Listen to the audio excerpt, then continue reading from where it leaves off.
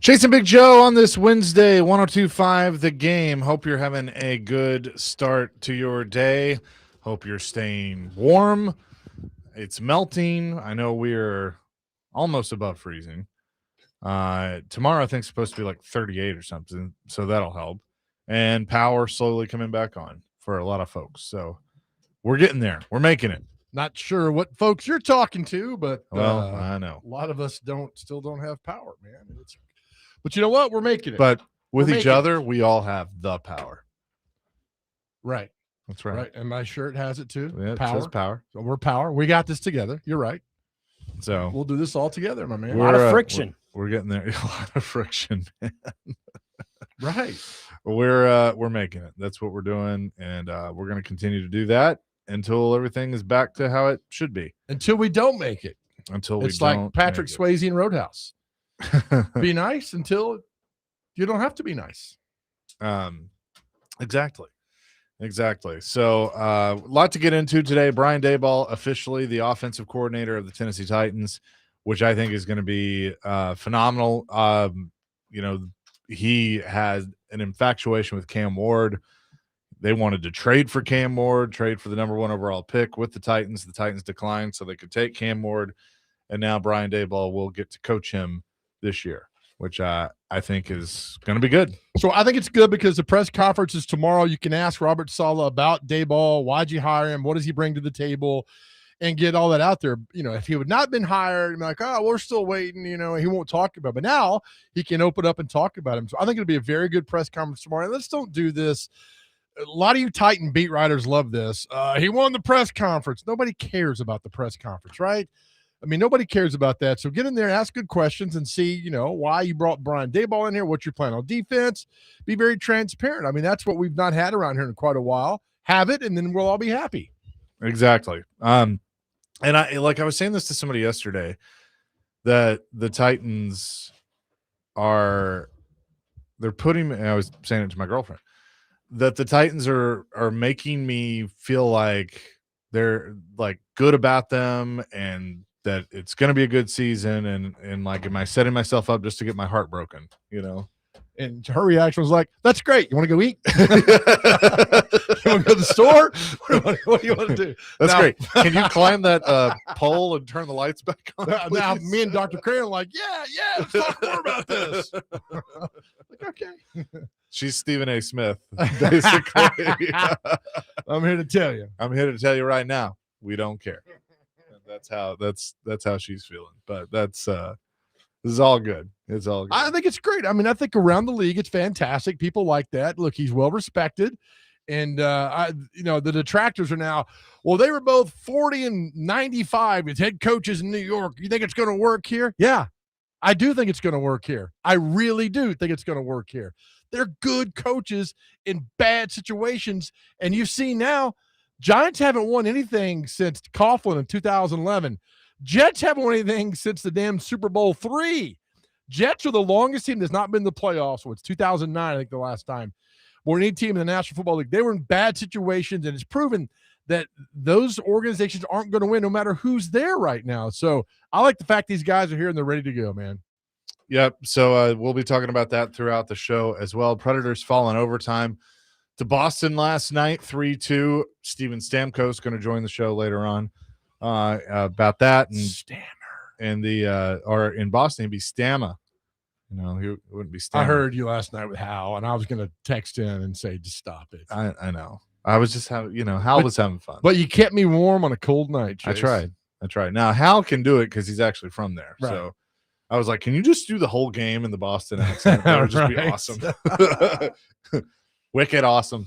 We still need one of them to do a game as a mid-30s announcer. I think Pete could do that. Yeah, I mean, but really, be over dramatic. The Nashville Predators on the ice tonight. Here comes Yossi down the ice with the puck. There you go, and just keep it the whole game. It gets after a while. It's kind of like, all right, stop it. When you know it's annoying people, just double down on it and do it more. Holy cow! This period brought to you by Granny White. That'd be good. Right. This is how delusional we all are now. Right. Make sure you get your war bonds. That was some commercial like 1938. Like, yeah, war bonds. when you got to go to wall, but you don't want to. Yeah, exactly. And also, I guess this one, and let's just lead off with this. First, let's get to our question of the day. What is that? All right, Brian Daboll is coming to Nashville. He's never lived here. What's your one piece of advice for Brian Daboll coming to Nashville? It can be from restaurants to roads, places to avoid, places to go. What is your advice for Brian Daboll on Nashville? What would you tell him? He said, hey, man, tell me about Nashville. What would you tell him? What would you tell him to go eat? What would you tell him to do? What would you tell him about Nashville? Because he's been here like as a visiting coach, but he's never been here. By the way, I realized he was the offensive coordinator when Bama beat Vanderbilt. Was it 59-0 after the famous? Was that Tua's debut? That's right. Yeah. After the famous Bama, yo next. Yeah. In 2017. So he was the OC for that. So he's been to Nashville as a coach. But what's your advice for Brian Daboll for coming? Is it Daboll or make sure we get this correct? Daboll. Okay. Question of the day is presented by Aries Tactical. Your safety, your skill, your Aries Tactical. First-time shooter, shoot for free. Just tell them that I, Chase McCabe, sent you, and you can check them out at ariestactical.com. My Nashville advice for Brian Daboll, since he's coming right now, in about a week, learn how to play Frogger because you're going to be dodging a crap ton of potholes. That's a good one. My advice for Brian Daboll, and they'll be there until next football season. Right, so he'll better get used to it. My advice for Brian Daboll is Demumbrian. There you go. Demumbrian, not Demon Bruin, which could be the name of a new band or movie, but Demumbrian. Dr. Crane, you got anything for Brian Daboll? Advice? I would probably say, you know what? Just make sure you drive with caution because people are not like New York drivers around here. So just drive with caution. How are New York drivers? They drive aggressive. Have you not been here? I have. There's no Southern hospitality on these roads. Well, just go to a four-way stop with no lights. Yeah, that's true. Fight of the century going on. I'm just saying that's a guy that's never been to really Nashville per se. He doesn't know the roads. Just drive with caution. You're not going to tell him about Nico's Pizza? Nah. Should. I might, but no. This is. If he wants a good pie, he just left the pie capital of the world. Yeah, but driving's a little more important. Okay. But make sure if he asks about your pie, what do you tell him? Can't give it away. That's right. For free. I did laugh at our good friend Ricky saying that Brian Daboll looks like he'd visit every rib joint in town. Right. 615-737-1025. Our phone and text line, driven by Wilson County Hyundai.com. You can answer that question and talk about other things. I'm also laughing at, everybody that's on social media talking about that the basically entire coaching staff, except for Bones Fossil, is bald. So does that mean you just got to join the fray? Why not? Come on, buddy. Why not? It takes a little bit. You still got nice hair. Dr. Crane's got nice hair, but yeah, if you're doing the comb over, the couple strands over your head, just shave your head. Just shave it, and you look a lot better that way and do that. But God, that's the stress of the game, man. It brings you down like that. So yeah, but we had that before. I mean, we had a couple bald quarterbacks in the past, but this is good. We all unite on this front going forward. Wes in Hermitage says, my advice, don't speed on Briley. Trust me, those guys radar you from the bushes and pop out on motorcycles. I got busted by a motorcycle officer on Briley who was hiding behind an orange cone. I saw him crouching. I'm like, what's going on there? He let me go, and it was my fault. I was speeding. He let me go. I understand it.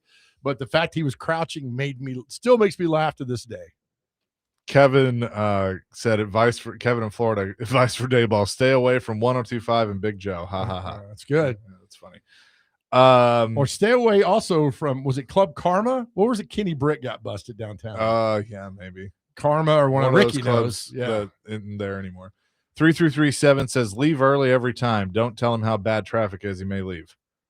All right. 2104 says my advice, buy a generator. You got Dr. Crane's got I don't have one. Caleb, my advice would be to buy and not rent for the year he's going to be here. Value of homes going up and they're going up. Well, true. You know what? That's an interesting dilemma because if he's gone up to this year, he's either really, really bad or really, really good. And let's focus on being really, really good. Stephen from Hendersonville says it's youths, not Utes, and it's y'all, not Ewans. I like that. That's good. That's important. He's from Canada too, right? So Brian Daboll is. Is he? Yep. I didn't know that. He sure is. 615-737-1025. Coming up next, the Hall of Fame did not elect Bill Belichick in on the first ballot. Good. And I think we have differing opinions on this. Mhm. We will discuss this coming up next. Chase and Big Joe on 102.5 The Game.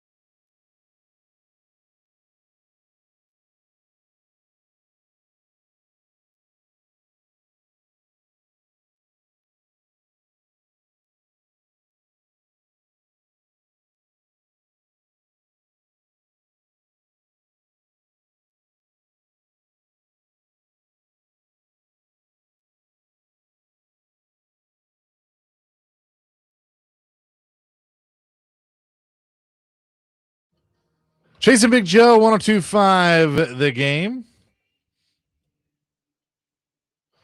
Here on this Wednesday.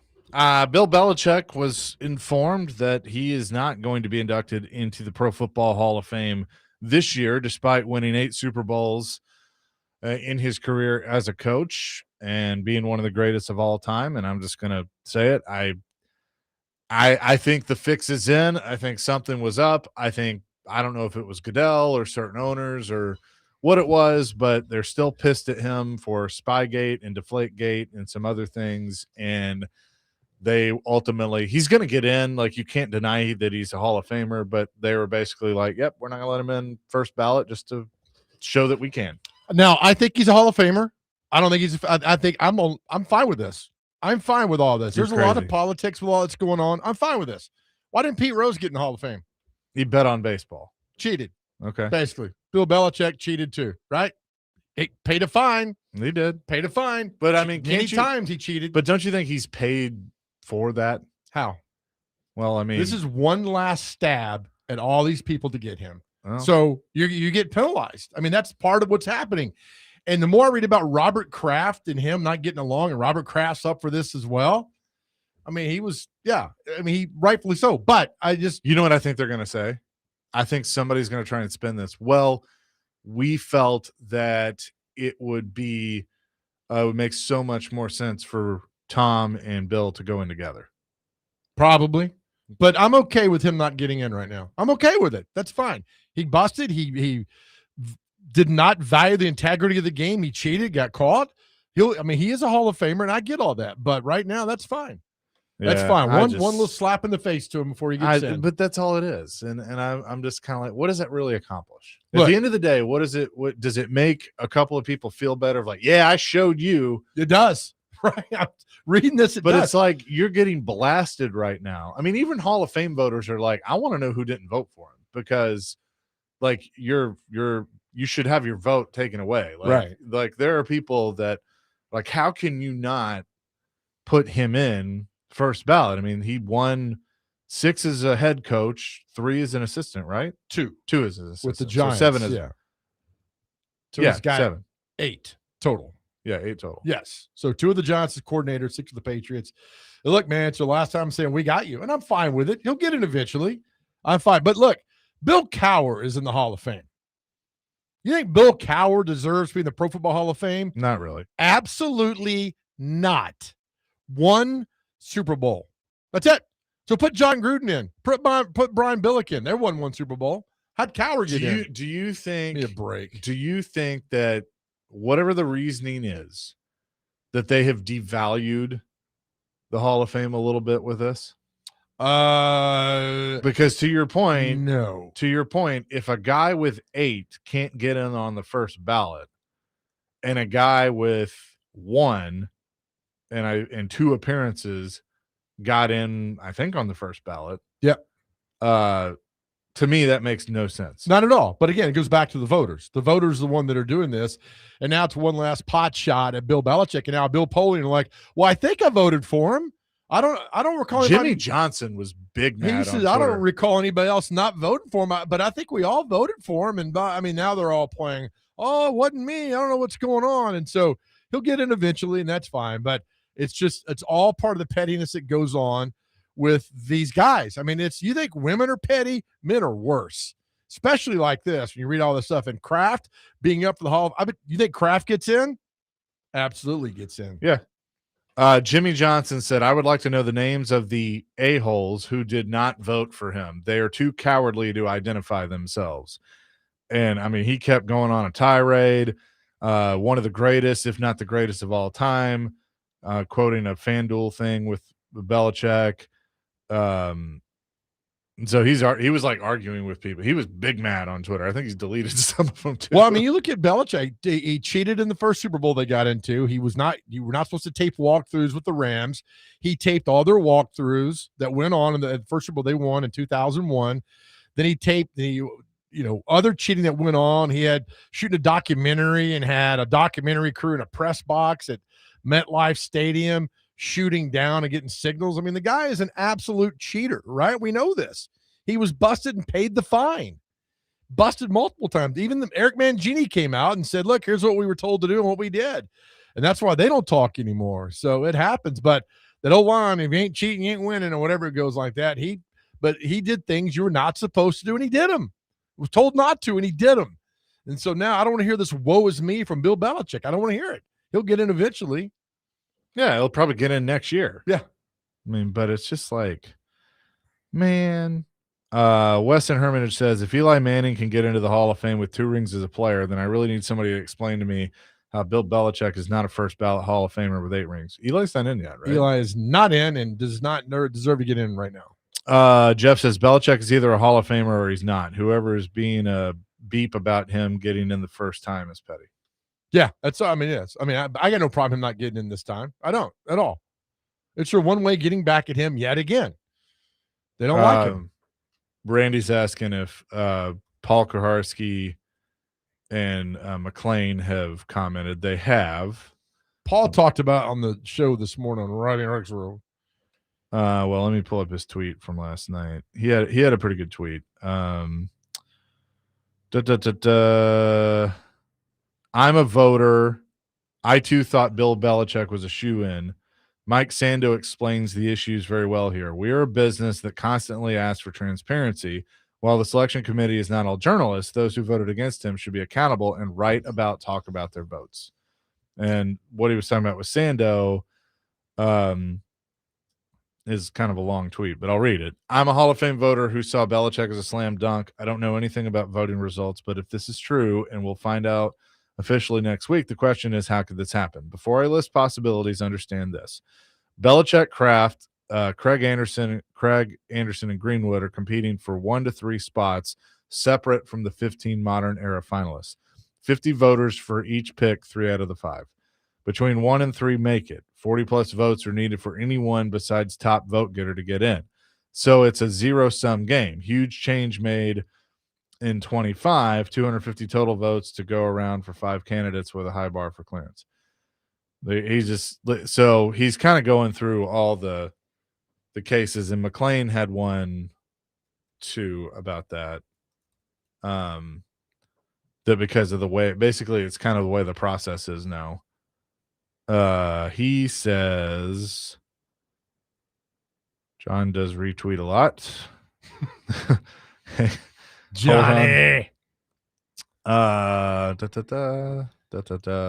we doing? Good? Yeah, we're good. How are you? Hanging in there? Probably not. Oh my God, where is this? Yes. Retweet John. That's what he is. I'm busy. Shut your mouth. He says Hall of Fame is a joke and owes Bill Belichick an apology after deciding it's too good for the NFL icon. Oh, that's a retweet. Anyway, I know he was talking about it last night, of kind of explaining it.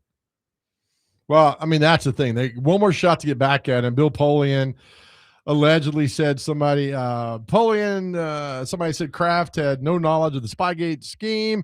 Polian added that he cannot remember with 100% certainty if he voted for Belichick, saying he was 95% sure he voted for the coach and a player, most likely being L.C. Greenwood. I was shocked to learn Bill didn't get in. He deserves being Hall of Fame. And it said that he would be, Polian said, according to ESPN.com, told some voters he believed Belichick should wait a year before induction.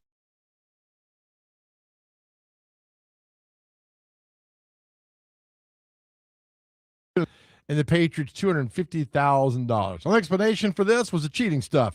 It really bothered some of the guys. Evidently so. Well, Glenn from Greenbrier says, will they do the same to Tom Brady when he's eligible?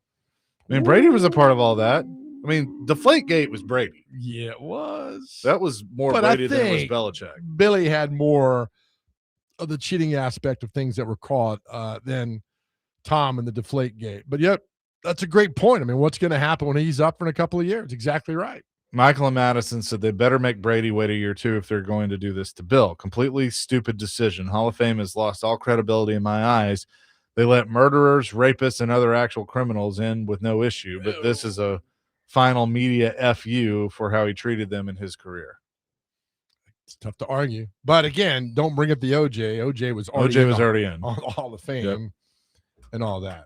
It may be more recent causes with his girlfriend drama looks very bad. If it is, you should not be allowed to vote. Right. That has nothing to do with his career. Are you upset he's got a 24-year-old girlfriend? Yeah, good for him. that has nothing to do with his career.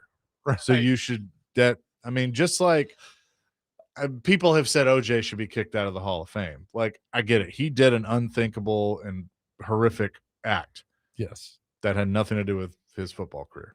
and it was after. Yeah. He's already in. That's a fine line for the Hall of Fame. Yeah. You kick him out. I mean, I don't know what you do in those parts. I really don't know what you do. So he's in there, and then look, it's just, Now, if he wasn't in and did all that, they never would have voted him in. But right. But I mean, look, he was already in. So He was already in. Yeah. 615-737-1025. We'll get to your calls and texts on this coming up next here on this Wednesday. Chasing Big Joe, presented by the Omni. 1025 The Game.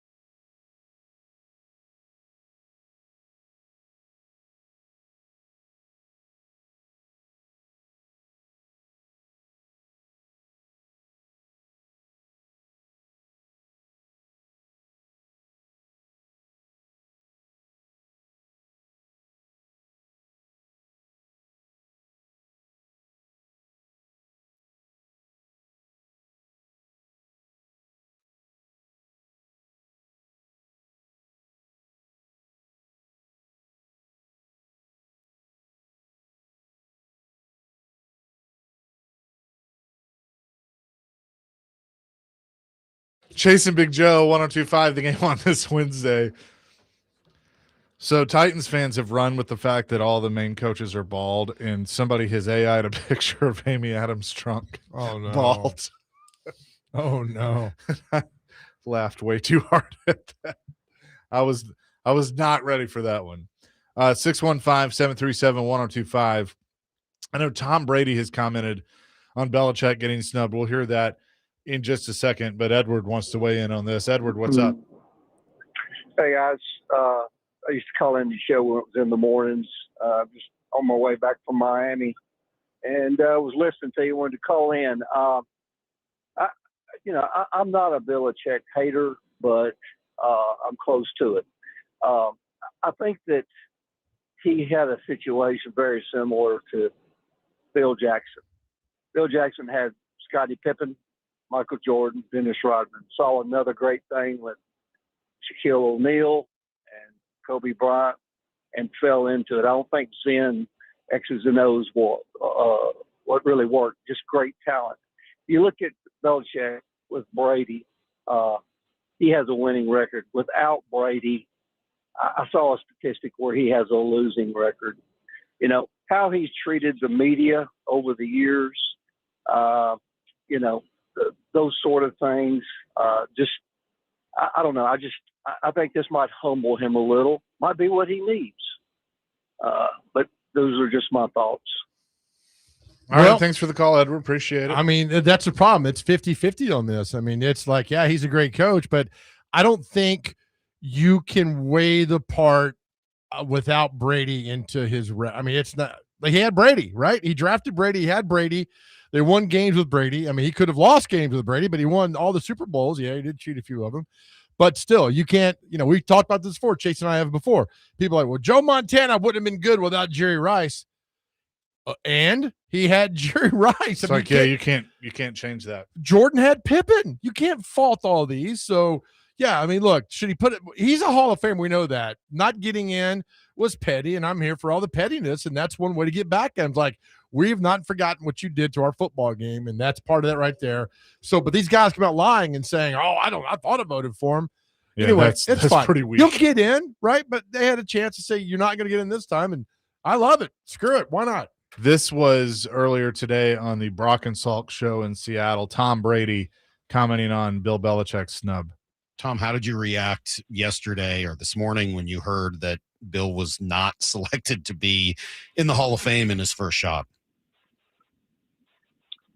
I just think that, to me, I don't understand it. I mean, I was with them every day. If he's not a first ballot Hall of Famer, there's really no coach that should ever be a first ballot Hall of Famer, which is completely ridiculous because people deserve it. And he's incredible. There's no coach I'd ever want to play. I'd rather play for. If I'm picking one coach to go out there to win a Super Bowl, give me one season, I'm taking Bill Belichick. So that's enough said. There's nothing outside of that. Again, when it comes down to votes and, popularity and all that, then welcome to the world of voting. And you may as well go, try out for the Oscars or whatever and, get a big panel to tell you if you're good or not. So it's the way it works. And unfortunately, he's going to get into the Hall of Fame. In the end, I'm not worried about that. And a lot of times in life, for all of us, things don't happen exactly how you want them on your timeline, but we'll all be there to celebrate him when it does happen. And he's going to have a huge turnout from so many players, coaches that appreciated everything that he did and the commitment that he made to winning and the impact that he had on all our lives. And that'll be a great celebration when it happens. That's Tom Brady earlier today on the Brock and Salk show out in Seattle. Look, I think he said that best. That's a guy that I don't know if Tom Brady and Bill Belichick really like each other. Right. But there is a crap ton of respect that they have for each other because they know that neither one of them could have done it without the other. And so I think he was very calculated in his answer there, but I agree with him. If he's not a first ballot Hall of Famer, then I don't know a coach that is. The whole time Brady's talking, all I'm thinking about is in the back of his mind, what we just brought up 5 minutes ago. Yeah, now they're going to go in together. Is this going to happen to me? Are they not going to let? And I'm telling you, man, this could bring up a great debate when it happens. It can't happen to him now. They've blown they had one shot to do this, and it was Bill because Bill was going to be eligible first because I guess it's 2 years for coaches and 5 years for players. They've blown it now because now everybody's going like, oh, I see what you're doing. Yeah. You can't do it to Brady. I mean, there's no, but you can. I mean, you right? can, you can't but do like, that. I don't think you can do it to Brady. I feel about the Hall of Fame. So anyway, Gator Mike wants to win. Gator Mike, what's up?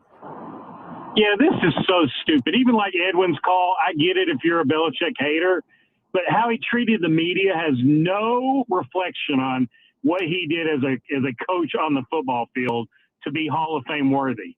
And then some of these people saying, oh, it could be a conspiracy like that one last jab because of Deflategate and all that stuff. To me, that's dumb too, because he already paid the penalty. It'd be like double jeopardy, right? Like you can't you can't do, your time.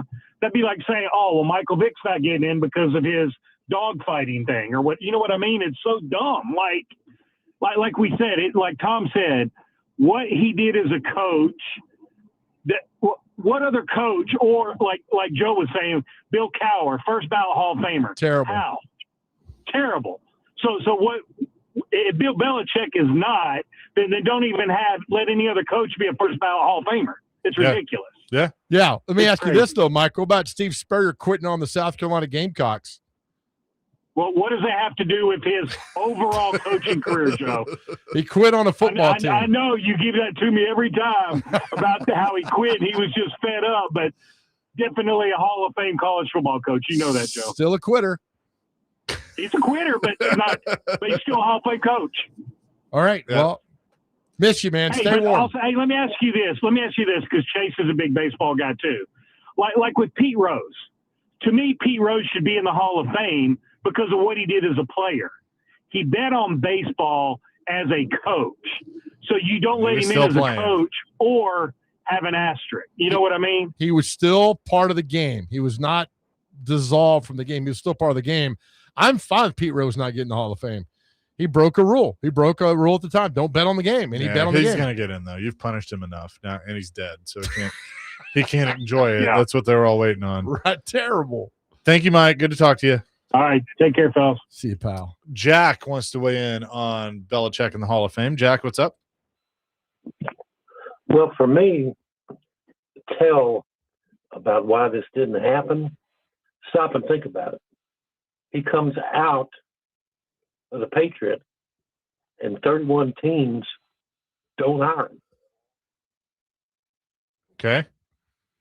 So that to me makes what's happened with the Hall of Fame no surprise at all. Yeah. Okay. Thanks for the call. Appreciate it. Thanks, Jack. I mean, I don't know what that has to really do with going into the Hall of Fame. He still won 8 Super Bowls. And, as Jeremy says, Jeremy in Clarksville, Brady won without Belichick. Belichick didn't win without Brady. Okay, that's true. Belichick's still a Hall of Famer. You can't. And it should be a first ballot Hall of Famer. You can't take away the fact that he had Brady. I mean, we sit there all day long. He won 6 Super Bowls. Right. It's the old thing like Chase rushed for 280 yards the game Saturday. 97 of those came on one run. So you take 97 away. You can't take away what's already happened. Right. You can't do that. I love the pettiness. I think, he didn't belong first ballot. He'll get in eventually. Fine. It's their way of getting one more jab at him. I'm here for all this. Well, now let's worry about Too Tall Jones. That's a guy that needs to be in the Hall of Fame. Never gets in the Hall of Fame. I agree. In fact, he's not in the Pro Football Hall of Fame is insanity. I agree. I mean, Ed Too Tall Jones, Dale Murphy, not in the Baseball Hall of Fame. You get me going now. I mean, look, did Andrew Jones get in? He did. Good for him. And I think he's well deserved. I think he's deserving of it. But if he's going in, he to me is a really good case. If Andrew Jones is a Hall of Famer, which I believe he is, how is Dale Murphy not? Who went in? Scott Brocious went in last year? No, Scott Rowland. Scott Rowland. Sorry. Yeah. Thank you for the baseball. Scott Rowland had worse numbers than Dale. I'm not mad at Scott Rowland. It's not Scott Rowland's fault. I'm glad he's in the Hall of Fame. But the fact that Dale Murphy, again, is not in the Hall of Fame is an absolute disgrace to the game of baseball in that Hall of Fame. 615-737-1025. That's our phone and text line, driven by WilsonCountyHyundai.com here on this Wednesday. And we're broadcasting from the Busy Bee Plumbing, Heating, and Air Conditioning Game Nashville studios, home of the $99 yearly Beehive membership, where the buzz is always about great service. It is. I guess for us here, Titans-wise, is it Derrick Henry? Is he the only guy that's on the board right now? You know what? Yeah. You mentioned something the other day, and I laughed you off. But Bayard. down the line, if Bayard has another 2 years and does he's got to add a little more. I went and looked at the numbers. He's a little further down the list than I thought he was. But do you think he goes in as a Titan after they shamelessly? It doesn't matter. Oh, they don't do the whole. No, baseball does that. But, okay, but football doesn't. Good. They shouldn't have to. Yeah, I'd like to see. He'll go in as a Titan, an Eagle, and a Bear. I'd like to see a bust or of you wherever. Yeah, that'd be fun. It would be. Maybe I'll draw one during the break. That'd be great. I mean, Bayard's gonna be a free agent this year. I'll be curious. Does he go back to the Bears or bring him home? Does he go up to New England with Daddy, or like what does he do? Oh, that's a good one. I don't know. Bring him home for a couple of years, right? I bring him back. It's a different regime, so maybe. And Robert Saleh, that's his kind of guy. I think So Well, every time I watch a Bears game, he was either making the tackle, around the ball, intercepting, or knocking the ball down. He was always involved somehow in the play. does it matter? Does it matter like if he's a strong safety or a free safety, or is I it kind don't. of Well, I think the thing with a strong safety, you have more like Troy Polamalu, I think was a strong safety. yeah? You have more opportunity to play on the line. But it's different coaches, different schemes, different thoughts, different attitudes. But look, man, Byard Like, knows where to go. you It's go- Wayne Gretzky thing. Don't go where the puck is. Go where the puck is going, not where it is left from. I know he's a little older now, but I would sign up to have Winston and Byard, and you still have Hooker. I mean, like I'd be all right with that. Would you like a Winston 500 and a hooker? I got no power at my house, man. Might be Tim Richmond, R.I.P. Oh, Anywho, man. that's a good time to go to break. It's Jason Big Joe on 102.5 The Game.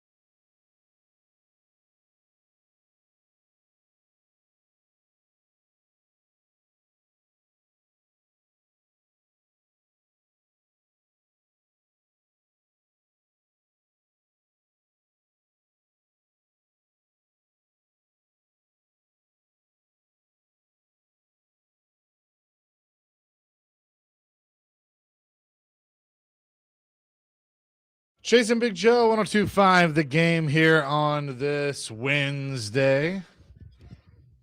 We had a we had a few people here our last that was good. Those good old days, man. I read where TD from Nashville says, I read where it says Belichick failed to secure 80% of the vote, 40 of the 50 voters in his first year of eligibility. Do you guys know who his competitors were? There was like 7 of them. Yeah. I mean, LC Greenwood was the one, the former Steeler that got a lot of votes. So, I mean, it's a veteran committee, right? Is that right? Which in McLean on that? I thought so. Yeah. No, I don't know. They're never. I mean, they don't have to disclose their votes. I mean, that's part of what happens. I mean, people want them to, who'd you vote for? Well, never going to know, especially now. No, yeah. Now everybody's gonna be like, I do not recall. That'll be it. 615-737-1025 is the phone number. Brian Day. All right, we'll hear from Robert Saleh tomorrow. Anything in particular you're looking for?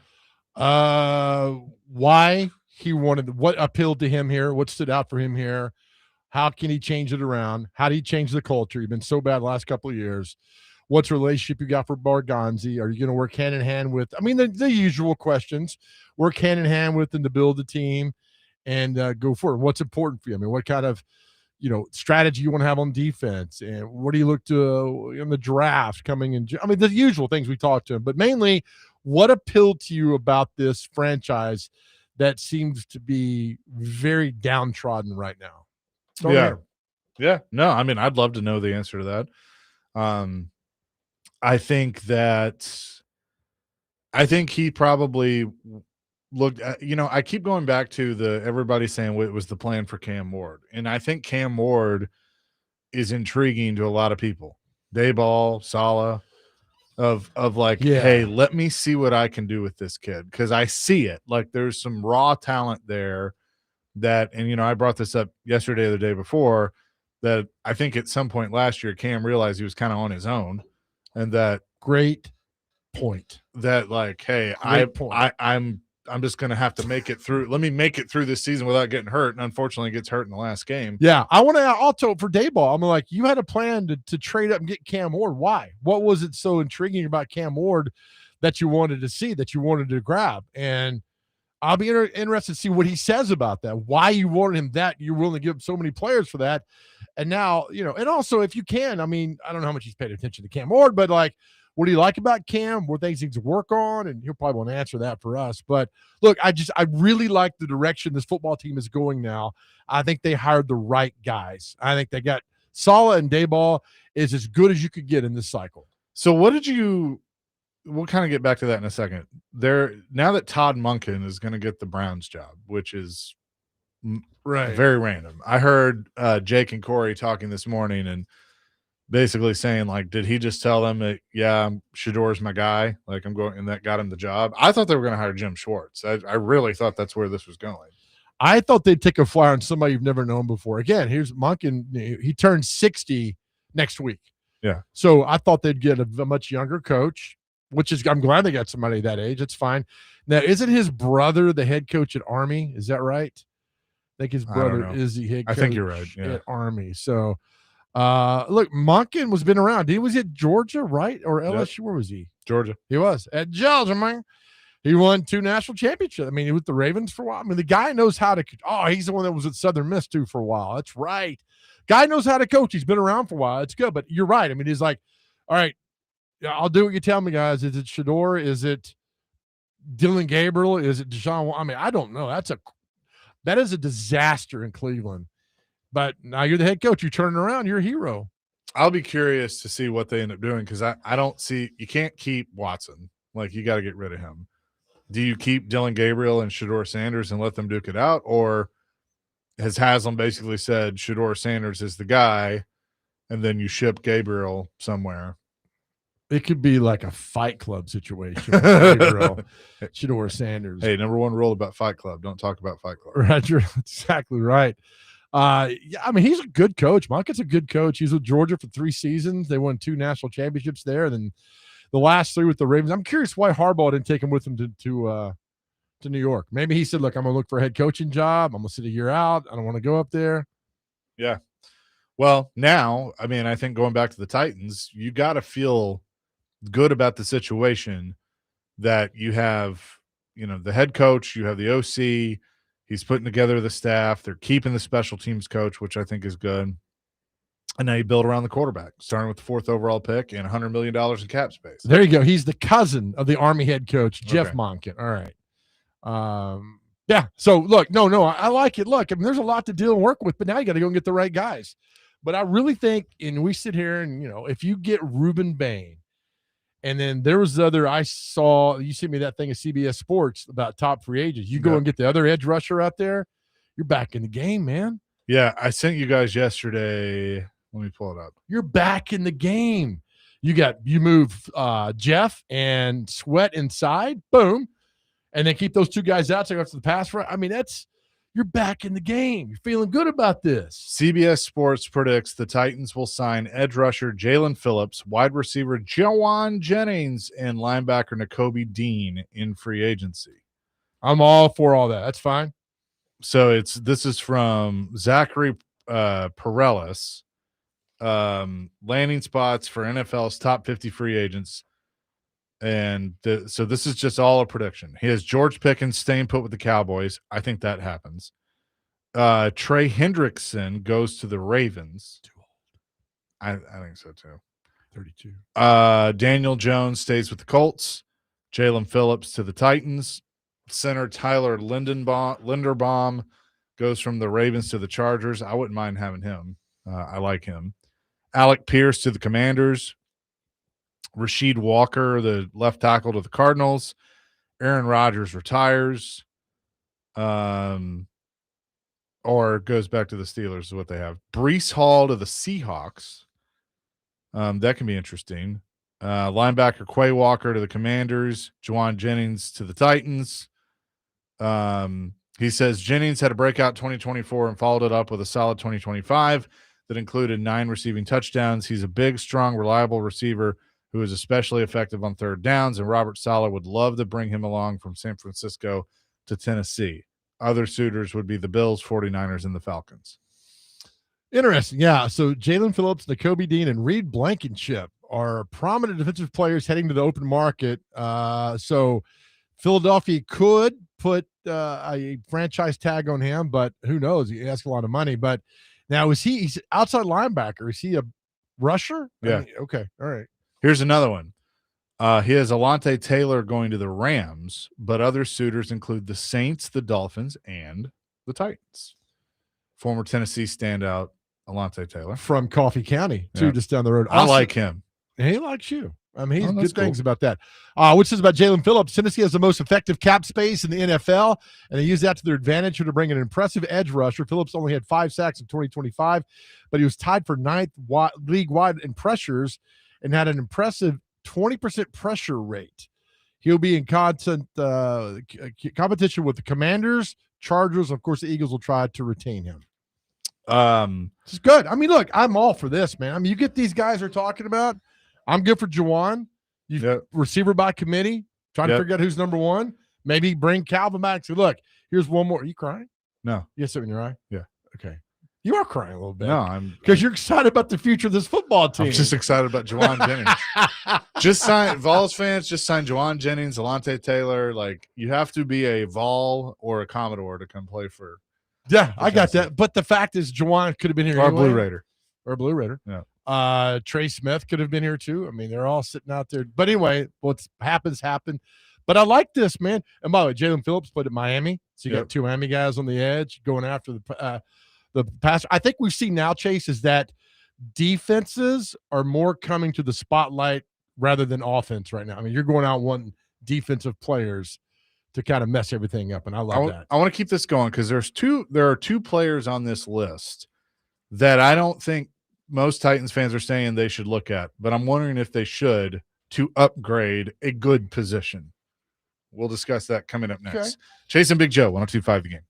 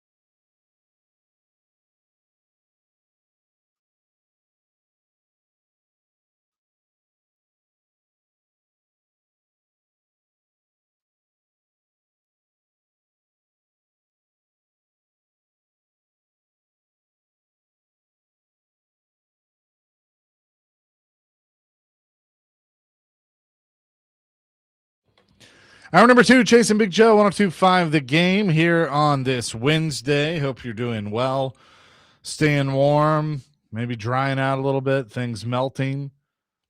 Hopefully, haven't seen the latest from NES, but hopefully more power getting restored. We'll see. It's not been a good day for our friends at NES. I know you tried to volunteer to help them today, and they told you to go away. And they're like, you broke the bucket truck. Get your fat ass off the truck and get out of here. J.J. Watt apparently having high praise for the Titans, saying that they've built a good staff in Tennessee. I like Robert Saleh and Brian Daboll. I'm telling you, man. And look, you know me. We've banged on the Titans for years for this and that, but I think they got it right for once. I really do. I think Borganti knows what he's doing. I think I'm a big Saleh fan. And then, as my neighbor said, you like that Robert Salad? I'm like, salad? Yeah. I'm like, nah, he'll be good and without croutons. God, I hope you're not listening. Ben, I hope you're not listening. Some bacon bits. I love you, Ben, but it's Saleh, not salad. But I think they're doing well. Okay, so my like dad this. used to call Vrabel Grable.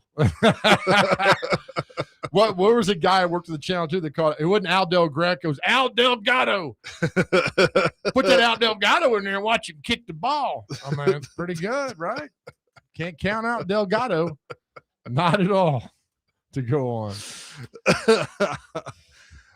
Anyway, so the CBS article of predicting landing spots for free agents, which means absolutely nothing, but it's fun to talk about. Do you think that they are content rolling with Tony Pollard and Tajay Spears again, or should they look at that position? I think they'll draft a running back, 4th or 5th round. I think they will, right? And so, look, what did Robert Saleh do last year? What was his job last year? Jets. Last year. Robert Saleh? Yeah. As head coach. Oh, no, defensive coordinator with the 49ers. So he went against 13 teams. He played 3 teams twice. So he knows running backs in the league, right? He knows that Minnesota might have an extra running back, or he played against running back at Tampa. Like, he knows these guys. He might say, this Chase McCabe guy with Buffalo gave us a lot of trouble. Let's bring him in. So I think he's got a plan for a running. He knows running backs because he's a defensive coordinator. I think he's going to be able to find out. They'll bring in 1 or 2 guys for competition. But I'm good with Tony Pollard. Spears, not so much. So would you consider Breece Hall, who he coached with the Jets? Yes. As a running back. Yep. Or Kenneth Walker, who is also going to be a free agent with the Seahawks. Either one. I'm fine. Bring him in. I mean, I wouldn't hate it. Right. I wouldn't hate either one. Is Mulling still on the team? Yeah. And you got is it Kal-El, Jor-El? What's his name? Kal-El, Superman's dad, whatever it is. Khalil Mullins, right? And then who's the other one that's the bigger one? Help me out. Haskins? Julius Chestnut. Thank you. Julius. So you got guys in here. Don't waste a draft choice at 5th or 6th. We've already got a guy in here at a 5th or 6th guy. Don't waste that. Draft somebody else. Because very rarely do you hit on a 5th rounder. Very rarely do you hit on a 5th rounder, 6th rounder, or 7th rounder. No, it happens, but it is a crapshoot. Rare. Kevin says Harbaugh didn't take Monken to New York because he knew Monken would get either the Cleveland or Arizona job.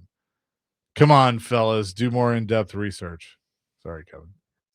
Kevin, his name has been mentioned nowhere. Yeah, I know. I'm looking at a list now of 25 guys that were mentioned for the Browns job. He's nowhere on this list. Nowhere. I'm just laughing at the random cat videos that keep popping up on my Twitter feed. There was one where they're wearing light-up shoes. Good to see you're invested in our show. Dude, I'm delirious. We all are, man. Can I bring this list up that I got for you? Yeah, go ahead. All right, so this is from Fox Sports. The top 10 toughest places to play in North America. And one of your dumb soccer stadiums on here too, Dr. Crane. The top 10 toughest places to play in North America. Number 10, Chase McCabe. Is this just pro sports? Or all sports? All sports. Number 10, Cameron Indoor Stadium. I've never been. I've been in it. I've never been to a game there. But yeah. What are you just walking around like a thief? My friend's grandfather was a professor at Duke. Okay. And then he was dating the plumber who came to fix your line. That was it. Yeah. Okay. Number 9, Ohio Stadium, Columbus, Ohio. better known as the Shoe. Yeah. I mean, is it up there? I've never been, so I don't know. I'd say so. Number 8, Allen Fieldhouse, Lawrence, Kansas. Yeah. Okay. Pretty tough. Number 7, Beaver Stadium, Penn State. Okay. Although it's kind of lost its love. I mean, there's I some think teams it's- coming that yeah. have knocked them down. Number 6, now we've both been to this stadium, and this is a very loud stadium, Arrowhead Stadium. Yep. I'd agree with that. Okay. Number 5, Michigan Stadium, the big house. Yep. You So been there? Nissan Stadium must be in the top 5. Interesting. Might be top 2. Number 4, Dr. Crane, Estadio Azteca. Where's that? Estadio Azteca. That's in Mexico, I believe. Mexico City, Yeah. pal. Nice. Number 4. Did they play the NFL game I there? think they did. And the field was It was not good. a lot of dirt and sand on there, and the guys Believe- weren't happy. Wasn't that the Chiefs and Chargers? No, they played in Brazil. Did they play in Brazil? That's the game we're talking about. Brazil was Green Bay and the Eagles. That was Sao Paulo, Brazil. Sao Paulo is in Philadelphia. Sao Paulo. Yes. Number 3, I totally disagree with. Bryant Denny Stadium, Tuscaloosa. It's loud. Mm, I disagree with that. I think LSU, I think Georgia, I think Neyland yeah. is a lot tougher than those. Number 2, Lambeau Field. I don't agree with this. Okay. Now, number 1, I've never been there, but according to players, it is the loudest stadium in North America. That would be the Seattle Seahawks, Lumen Field, number 1. I've never been there, but according to guys who 'cause played it's there, it's the loudest. it's so loud there. So I disagree with most of that list that's happening right there. yeah. I'm with Obviously, you. there's a bias against most SEC schools, but it's pretty damn I loud. think it's also unfair to pro football crowds and college football crowds are very different. Well, toughest places to play. Yeah. So I don't know. I mean, I think any stadium's tough to play when you go against the crowd, the momentum, and they're loud. Look, Adelphia, the first couple of years was ask Fred Miller, false start Fred. He couldn't hear anything. Of course, you had to block Javon Curse, which happened to have 6 false starts in that game. But I think any stadium, more cat videos. No, I'm just listening to you. My favorite cat video is when the cat that knocked over all the pottery, and they're like, "What did you do?" And it's on his head. Well, the one I showed you yesterday with the blinds all messed up, the cat's just sitting in the blinds with this look of like, what the bleep do you want? You know what my default to on YouTube? I want to laugh is cats, dogs that are scared of cats. Oh yeah, It is some of the best videos out there because you got these mean ass dogs that won't go down the stairs because there's a cat sitting there. And then they'll inch down step by step and they'll get right past the cat and the cat will slap them and they'll take hauling off across the house. God bless you, YouTube. That's where we get all the videos from, man. You go look for those things. they're the best. As Homer says about TV, it's the best babysitter. It sure is. 615-737-1025. Kevin wants to know, why is soccer dumb, Big Joe? Why is soccer dumb? He goes, take your ass out there and run for 90 minutes and survive. I can do that. Let's have you go against Javon Curse, Kevin, or have Fred Warren come across the middle. Do not do this, Joe. Do not. I'm doing do it right this. now, pal. You're beating around the bush. You need to go out there for 90 minutes and just play a game of soccer. Look, I could jog or fast walk. The for 90 conditioning is like minutes. different, right? It is completely different. Yeah. Yes. I'm going to walk for 90 minutes. And if you kick me the ball, I'll kick it back to you. Let's see you catch a pass over the middle, Kevin Byard breathing down on you. I'd see you do that. I've done that before, and I've survived that. Not from Kevin Byard, but from somebody I was about else. to say, that's pretty impressive. Yeah, right. I've survived a trailer door falling on me. I think I can survive anybody hitting me in a football You had a what fall on you? trailer door. Trailer door. Trailer door. Yes. How'd a trailer door fall on you? I was 8, garage sale, ended up trying to take it off, and it crushed 8. my head. 8. Yeah, I was 8. Crushed my head, broke my arm, and broke my ankle. Well, there's a reason that you're still weird. I mean, that's part of it, right? Yeah. I mean, you're a beautiful weird. Well, thanks. Yeah. Yeah. Wow. You know the worst injury I've ever heard from a Father Ryan person? Our good friend Jim Wyatt. He was painting the ceiling and he fell off and broke both his wrists. I was going to say, was Oh, it yeah. graduating? Yeah. Broke both his wrists. I will not get on a ladder. I will not even get a step on a ladder. Not one step. I'm not going up a ladder. My fat ass that fall. Look, there's video. Chase is watching cat videos. These videos of people that fall off ladders. I ain't doing it. Yeah. I'm the Dr. Crane. You can. I mean, you're built like. I mean, you got the wide base. I mean, you're built. You got it done. I ain't doing it. What do you mean by wide base? You got a good stance, right, to attack. Thanks. Everything's out of a wide base, right? A good solid. Look, the wider the. I don't think that was a fat joke. The wider the base, the higher the triangle, right? That's what I was told my whole life. Unless somebody was lying to me, and that's part of it. And that's the way the cookie crumbles. That's the way the cookie crumbles. We'll have more coming next. Chase and Big Joe, 102.5 The Game.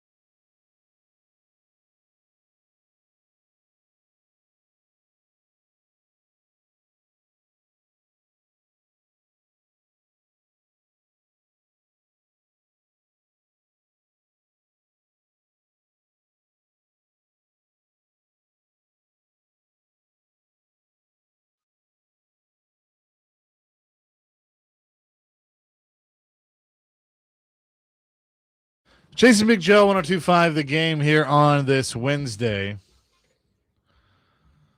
Robert Saleh will be introduced tomorrow. And Brian Daboll now the OC as well. Will he be there tomorrow as well or not? I don't know. Did you find these things out, man? They don't tell me anything. They tell you everything. I don't know. Our question of the day is your advice for Brian Daboll. He's moving to Nashville. What would you tell about Nashville? The one thing you would tell Brian Daboll about Nashville, where to go, where to avoid, what to do, what not to do. What would you tell Brian Daboll? 615-737-1025. What would you tell him, Chase? Tell him watch out for all the potholes that are about to hit the interstate. They'll be here for quite a while. Because they'll be here until next March. I would also say stay away from Broadway in the summer. Yeah, that's a good idea. That's pretty deadly down there, especially during CMA week. It's, just stay away. Well, and a beer will cost you $29. It will. It will. It's a 6 ounce. Go hang out with John Daly at his bar over there, right? Yeah. In Midtown. I know. I need to go in there. He's there evidently all the time. I'd love. Gosh, can we get him on the show? We should. I really need. that. I really would love. Like, even if we could have him come to Omni or something. Like, I would love to have John Daly on the show. Is he? I don't say beloved, but is he just beloved because he's one of us? Yeah, because I think golf has always been viewed as. I don't mean this in a bad way, but kind of as a little bit of a hoity-toity sport. Mm-hmm. And the fact that you have just a normal dude that's going to go out there and, burn one and drink and like basically us on the golf course. Right. And be a pro and be one of the best. Like, I think that's why he's so beloved. I did a thing with him downtown during CN. This is like 2009, 10. And he was doing a meet and greet and they were playing a 3-on-3 basketball outside of his trailer. And there's a guy playing basketball and had a vintage St. Louis Cardinals jersey on. And it was 1,000 degrees. And Daly said, "Hey, I want that jersey. If I bring you a keg of beer, will you give me that jersey?" And the guy said, "Bring me 2 kegs of beer." Daly disappears for an hour, comes back with 2 kegs of beer. And the guy says, "Here you go." And gave him I think it was a Stan Musial vintage Cardinals jersey. And he gave it to John Daly. That is fantastic. In the back of Daly's car, he had a Rolls Royce. The license plate said, if I remember this correctly, BR Open 95, British Open 95, and had that. It was like the coolest. I mean, he signed autographs forever and ever. And being in Happy Gilmore too didn't hurt. And I don't know. He's just every time I've done it, he's been very, very gracious and fun. Oh yeah, I mean, I've heard he's awesome. So, Dr. Carney, any more advice for Brian Daboll beyond what you said about driving with caution? The Batman building, he doesn't live there. All right. He just doesn't. Putting that out there. That's a pretty good one, man. Oh my goodness. Any places to avoid in Nashville? I say Broadway in the summer because that's woo. It used to be Printer's Alley after 10 p.m., but not anymore. Printer's Alley is great. It's phenomenal. Yeah. What they've done to Skulls up there in Printer's Alley, holy cow. I mean, that thing is perfect. All that up there is perfect. I know. I'd avoid if you want to play, don't go play basketball at the Donaldson Y. Because the men over 65 will beat you senseless. I will never do that again. They'll fight you. They fight you. They set picks, but they're moving picks with elbows to your neck. I mean, it is something. And I think it's the same with the Green Hills Y. I mean, do not play basketball with men over 65. Just don't do it. They'll beat the snot out of the rebounding. There's no fouling. I mean, there's elbows. They'll take your legs out. They'll do whatever. So I just sit outside and launch 40-footers, and I miss all of them, but I'm not going inside there. I'm too old. I'm not going to get hurt doing that stuff. Pass. I can just see, like, you and I are like, "Hey, fellas, can we join your game?" And like within 5 minutes, they're like, "Get out." Well, I mean, I'm telling you, man, you'll take a shot to the head. There are no fouls. But if you call a foul, they'll yell at you for doing all that. I think it's great, but man, I'm not getting in the middle of all that crap. No way in Hades I'm doing all that. But I mean, look, you come to town, Daboll. It's one thing should be just go to work. Just go to work, go to the facility, and see what you can do and turn this thing around as quickly as you can. But it's funny. I got asked today about Will Levis. Like, what are you gonna do about that's? Going to be a conversation they're all going to have. I think Robert Saleh should be asked that tomorrow. Yeah. Burgandy was asked about it, so ask Robert Saleh about it. He is here because the Titans just tweeted 6 minutes ago him getting off the plane. Levis? No, to Robert Saleh. Oh, okay. Yep. All right. Well, he's ready to go to work then. So he's Is he here. wearing a suit or like he's wearing No, like he's in a hoodie. That's why I like him. Is he in a hoodie? He's in a hoodie and jeans. Getting Love into this blue Nissan that I guess they sent. Now, here's what's interesting. The plane he got off of at the door has the oil derrick, not the Titans logo. I love the Titans logo was on the tail. It might be, but the oil derrick's by the door, Well, which is interesting. I mean, they are an oil company, right? They are. Adams Gas and whatever it is down in Houston, the name of the company. Hey, that's personal, man. It is They got personal. gas. They got gas. Like it happens. Made a lot of money off that gas as Yeah. well. Wish I'd make money off the gas I have. Bring gas. You'd be a multi-billionaire. I on would that. not be rolling in This it. is just him getting off, or his Yeah. kids, family, Just him right now. ready to get to work. I love it, man. I think it's just a great hire for this football team.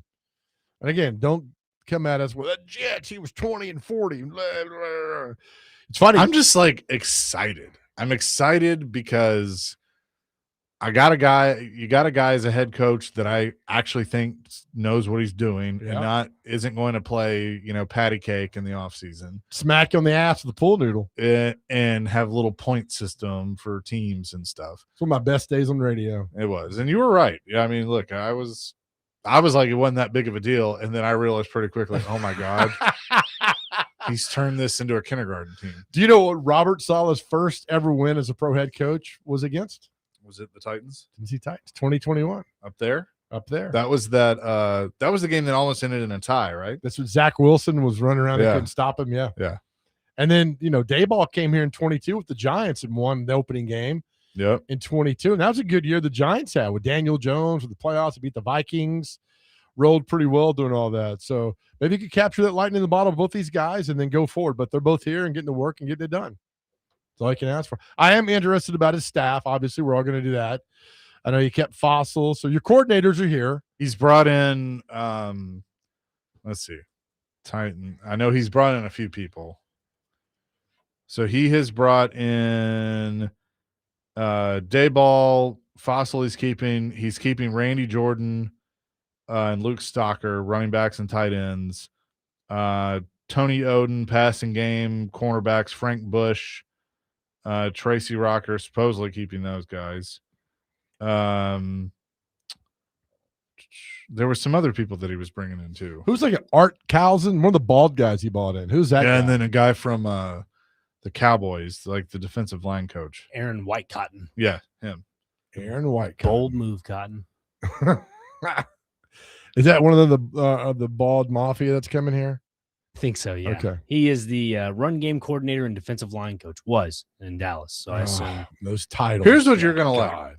Mike Herndon put this out. Here are the years of play calling experience for each play caller at the time of hire for Callahan's initial staff versus Robert Saleh. Oh, this is good. Brian Callahan, 0. Denard Wilson, 0. Colt Anderson, 0. Combined, 0. Robert Saleh, 9 years. Brian Daboll, 12 years. Bones Fossil, 18 years. Combined, 39 years. Love it. Okay, football guys in here, not buddies. Now, I think Denard did okay. I think he's the only one that I could.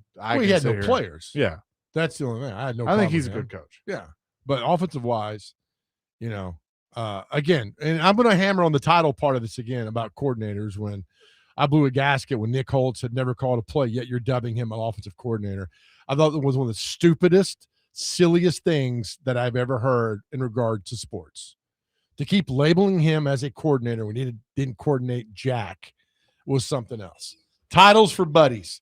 Let me give you a title because you're my buddy. You can bounce out of here. Ain't happening. I'll be interested to see where Nick Holtz lands because since he's never called a play, he put coordinator down on his resume.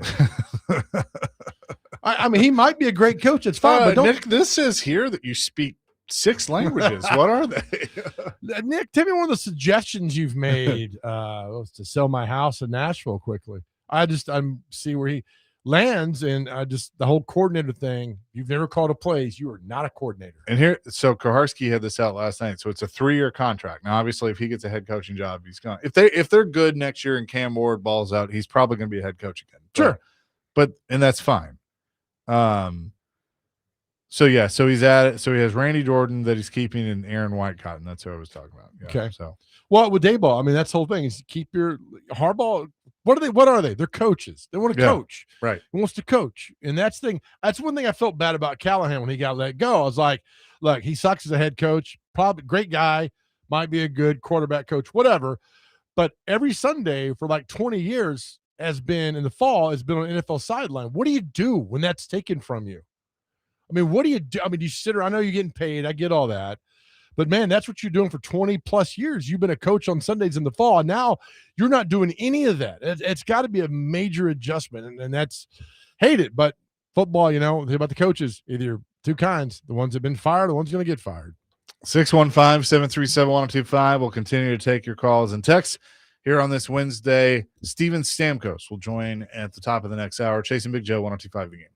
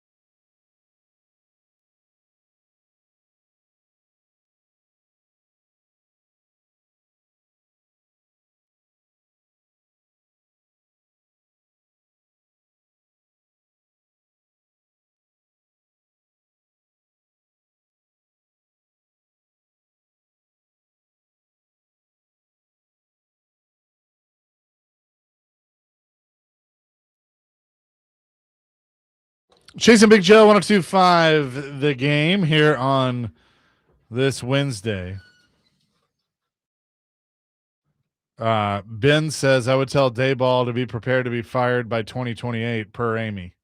I think he'll be here a while, man. I think I got he a good might, feeling too. about this. I do too. Bob wants to weigh in on Robert Saleh. Bob, what's up? Hey guys, I can't wait for next year because we play the Giants and we play the Jets. Oh, wow. That's true. All yeah. right. So we'll see how we do against those teams. I think we'll do quite well. And then tell them just get ready for Paul Karharski. I think they can. He'll handle figure him. that out very quickly. Thanks, Bab. Thanks, Bob. All right, Chase Appreciate McCabe, here we go. Name the starting quarterbacks for every Super Bowl. Can you do this? it. Okay. Super Bowl I, Green Bay starting quarterback. Bart Starr. Who was a losing quarterback? They played the Chiefs. Dawson. My man, Lynn Dawson. Lynn Dawson. Next year, the Packers win it again. Bart Starr, who's the quarterback of the Oakland Raiders? You don't get it. I Daryl don't- LaMonica. I actually was that his name was in my head. Third, Super Bowl. The Jets won it with Joe Willie Namath. the Colts starting quarterback that game was? It wasn't. Was it Udinus? It was not. What's his name? I don't remember. Earl Morrill. Yeah, I never. So let's go down and let's get to more modern times here and see what we got here for you, buddy. See how it's going here. All right. The 2018 Super Bowl. Patriots beat the Rams. Who's the starting quarterback for the Patriots? Tom Brady. Who was quarterback for the Rams? Jared Goff. Attaboy. 2019 Chiefs win. 49ers get beat. Who's their starting quarterback? Jimmy Garoppolo. Attaboy. Well done. 2000 and these are easy. 2012 Ravens beat the Niners. Who's the starting quarterback for the Niners? Colin Kaepernick. My man. Right. Well done. And Joe Flacco. Joe Flacco. That's right. Get it on here. 2006, the Bears go to the Super Bowl. Who's their starting quarterback? Sexy Rexy Grossman. My man, rolling through. Eagles go in 04, lose to the Patriots. Who they play? Man, that was my first Super Bowl game down at Orange Bowl Stadium. 2004, Eagles get beat by the Patriots. Who's quarterback for the Eagles? Donovan McNabb. Yeah, these are not bad. And Tommy. The Giants lose in 2000, that really good Ravens team. Who are the starting quarterbacks in that game? That would have been your buddy Trent Dilfer for the Ravens and Kerry Collins for the Giants. Killing it, man. Good job. 1998, Broncos beat the Falcons. Starting quarterbacks. John Elway and Chris Chandler. Attaboy. 1995, Former Oiler. Cowboys beat the Steelers. Starting quarterbacks. 95. Troy Aikman and Neil O'Donnell. Get it. 94, Niners beat the Chargers. Starting quarterbacks. Steve Young. And who'd you say? The Chargers. 94. Was that still Fouts? No, sir. He never made the Super Bowl. Fouts never made the Super Bowl. 94 Chargers. He's from Louisiana, too, man. Man, I don't know. Stan Humphries. Yeah, I never would have gotten that one. 1988, in the John Candy game. Niners and Bengals. Who's the starting quarterback for the Bengals? Boomer Esiason. Attaboy. 40 years ago, it was the Bears over the Patriots. Starting quarterback for the Patriots. I knew you were going to ask me this one. Out of the University of Illinois. Started the game, completed no passes, and was replaced because he was getting pounded. I have no idea. Tony Eason. Tony Eason. Chaser, who's the young? Drake May is the second youngest quarterback to ever start a game. Who was the youngest quarterback to ever start a Super Bowl?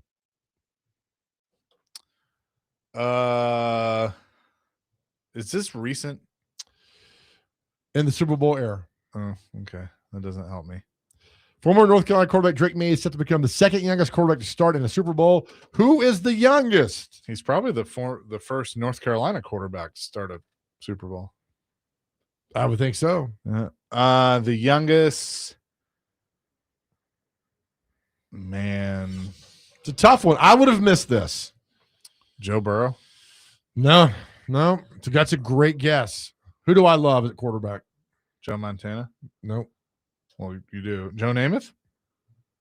I mean, who do I think is the best quarterback ever? I thought it was Montana. No, I mean, they're great quarterbacks. My favorite NFL quarterback, the guy that I would give the ball to every time. Who? You got it, Chase. You got it. We're not gonna give it to you, buddy. Like default. Come on, man. No, I know what it is. Yeah. I think he's the great. And then Marino. Dan Marino, 23 years old when he started. 23 years old. I never would have gotten that because he looked like he was 35 with that curly hair. But Marino was the guy. 23 he years old. 35 his whole career. 127 days old. We played in his first and only Super Bowl, getting beat by Joe Montana in 1984. Which one did Jeff Hostetler? 90. 90. Now I go by seasons. The 90 season. Phil Simms broke his ankle. Yeah. And then that's the game. That's a famous game where Bill Parcells says, if we just keep it close to the fourth quarter, we win the game. The Bills were 1,000 times better. And that's the problem with this Super Bowl. The Seahawks are a much better football team than the Patriots. Much better. Score points, great defense. That was the Bills. And then the Giants stuck it to them, kept it close in the fourth quarter and said, hey, we're going to do this. And here's what's going to happen. And they stuck around. Did Jim Kelly start all four for the Bills? He did. He sure did. And it's when you see this list here, it's like, man, 4 straight. Jim Kelly's name is right there happening. Did Fran Tarkenton start a couple for the started Vikings? All 4, I think. All 4? Let's see here. Fran, 1, 2, 3. He started 3 of their 4. Who started the other one for them? They didn't make it. I don't know. I got it right here, buddy. Joe Cap. Joe Cap. Another stat I didn't know. The Patriots have been they're the one team been in more Super Bowls than anybody. They've been in 12 Super Bowls. Yeah. 1 out of every 5 Super Bowls features the New England Patriots. And their first Super Bowl wasn't until 1985 until they got beat by the Bears. So starting quarterbacks that have started for the Patriots in a Super Bowl: Tony Eason, Drew Bledsoe, Tom Brady, and now Drake May. That crazy? 1 of 5 Super Bowls. 12 times in 4 quarterbacks. Yeah. Yep. Amazing. 1 Super Bowl in 85. They won again in 96 with Parcells, and then they ran the run of because they lost to Favre and the Packers. Yeah, when Reggie White's running around holding the trophy at the end of the game. Desmond Howard was MVP, ran the kickoff back in that game. 0-1 was the Patriots and Rams at Superdome. That was Kurt Warner. 3 when they beat the Panthers with Jake Delhomme. That's also the wardrobe malfunction game. Yep. And I imitated it for you here in studio. Thank you. You're welcome. 2004 was the Eagles. McNabb. Then they lost in 7 with the helmet catch. Eli. That's right. They lost in 11 with Mario Manningham, the catch. Eli. Then they won in 14 against the Seahawks. Correct. With Malcolm Russell. Butler. Yep. Then went back in 16. That's the 28-3 game with Matt Ryan. They went back in 17 and lost to Eagles and Nick Foles. That's right. Went back in 18 and won Jared Goff. Yeah, it was a boring game too. It was 17-3. Yeah, it was. And then now they're back. And then Brady beat Mahomes and the Chiefs with the Bucks. That's right. It's all intertwined so easily right now. So I feel like I could do at least the last 25 years. Yeah, you could. Yeah, I mean, there's a lot. I mean, there's a few in like Joe Cap. I mean, Billy Kilmer started in 72, but most of these. Craig Morton started for the Broncos in 77 when the Cowboys beat him with Roger Staubach. Mm-hmm. Did Danny White ever start a Super Bowl? He did not. Did Don Meredith ever start a Super Bowl? Let's see here. Cowboys, Dallas. Their first Super Bowl was Staubach in 71. And they lost. They won that one. I thought they lost their first one. They beat we have Super Bowl. Yeah, I'm sorry. Super Bowl 5. They lost to the Colts. The next year they beat the Dolphins. Staubach or was that Danny Don? That was Craig Morton. Okay. And then Craig Morton lost again in 77 to the Cowboys in the Superdome. He was the quarterback of the Broncos. Interesting. But, yep. Who beat them? The Unitas never won a Super Bowl, right? He did not. Did he ever start one? I don't think he even started one. Nope, he didn't start one at all. No, yeah, Greasy won 2. Bradshaw won 4. Stabler only won 1.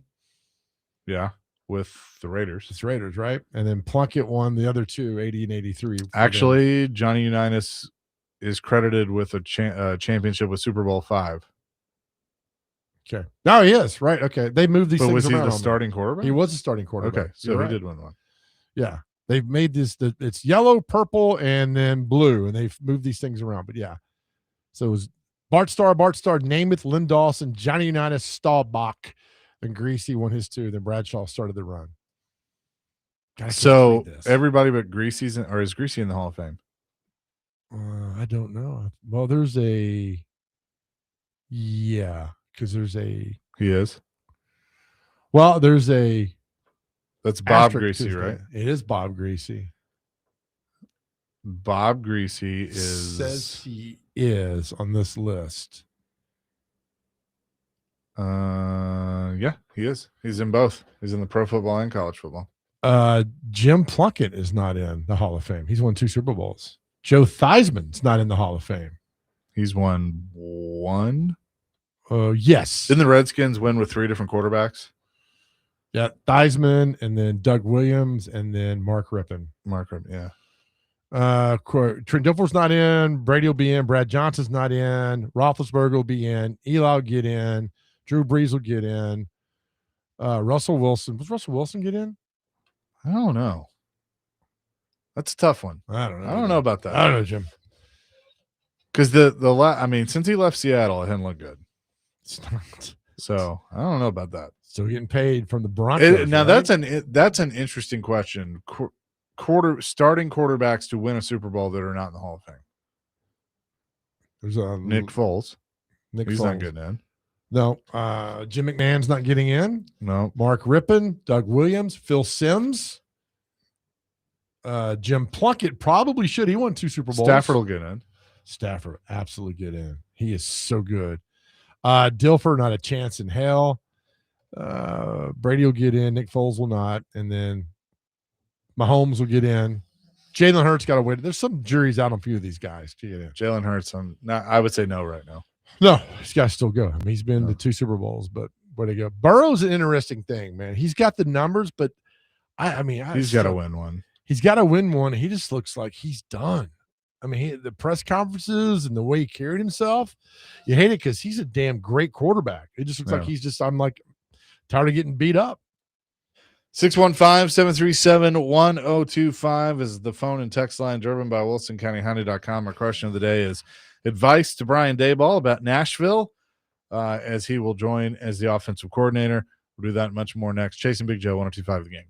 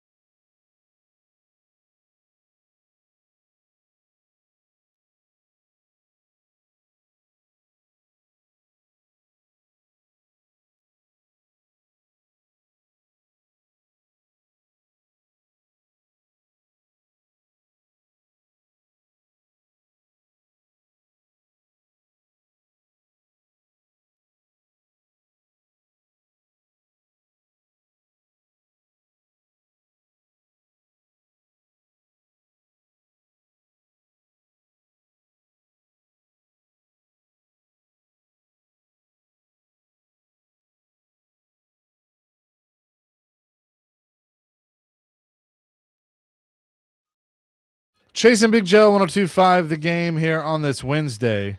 I saw this when I was going through cat videos on Twitter, but this was something different. 33 years ago today, Andre the Giant passed away at the age of 46. Wow. Isn't that crazy? 33 years. You know So what he'd happened? be 79. 79. Yeah, right? 40 years ago today, you know what happened? Challenger. Challenger exploded, which is still, I think, this is a good question of the day for one day. The greatest speech of all time. That would have been Reagan. Reagan speech from when I went to visit the White House and stepped in the Oval Office and that desk, the resolution desk is there. And all I could think about was Reagan's speech to the nation after Challenger. I mean, I think it's the greatest speech of all time. Yeah. Well, I think we all have those moments. Like mine is probably, I wasn't around for Challenger. Mine was probably, Bush after 9/11. Good one. Obama's when they got bin Laden. Yeah. That's right. Yeah. There's something about the speech with Reagan, though, was because Clinton's when he said he didn't do something. I did not have sexual relations with that lady. Did not. I remember, I'm young, but I vaguely remember Clinton after Oklahoma City. There was he did something. Yeah, I don't know. Yeah, he did something. All right. It was, but Reagan ending that speech with, "They slip the surly bonds of earth to touch the face of God." Yeah. I mean, even get chill bumps. Think about that, and I think that's. I hope I'm not paraphrasing that speech, but to me, that's the greatest. Churchill's speech was pretty good. We'll fight him in the streets, in our homes. We will never, ever surrender. That's pretty badass time of World War II. But I think the Reagan speech was the one. For me, that was like, this is, man, powerful. 615-737-1025. There's, I'm also, one thing that's popping up on my timeline now is, there's this rumor that the Titans may have new uniforms this year and could be closer to the Oilers. And then everybody's kind of made a big deal about the Titans house logo being the flaming thumbtack, but without the flames. And it's just the T with the stars. And could that change? And I don't know. I mean, look, if they can go red, who knows? I mean, I don't think they're going red. Something about how Bud didn't like red jerseys or something that was told like that. I'm getting like another I Have a Dream speech, Martin Luther King Jr. Now I'm getting some of these that are coming in. That's a great speech. Kennedy, we choose to go to the moon, not because it's easy, but because it's hard. Ich bin ein Berliner. Yeah. Mayor Quimby on that one.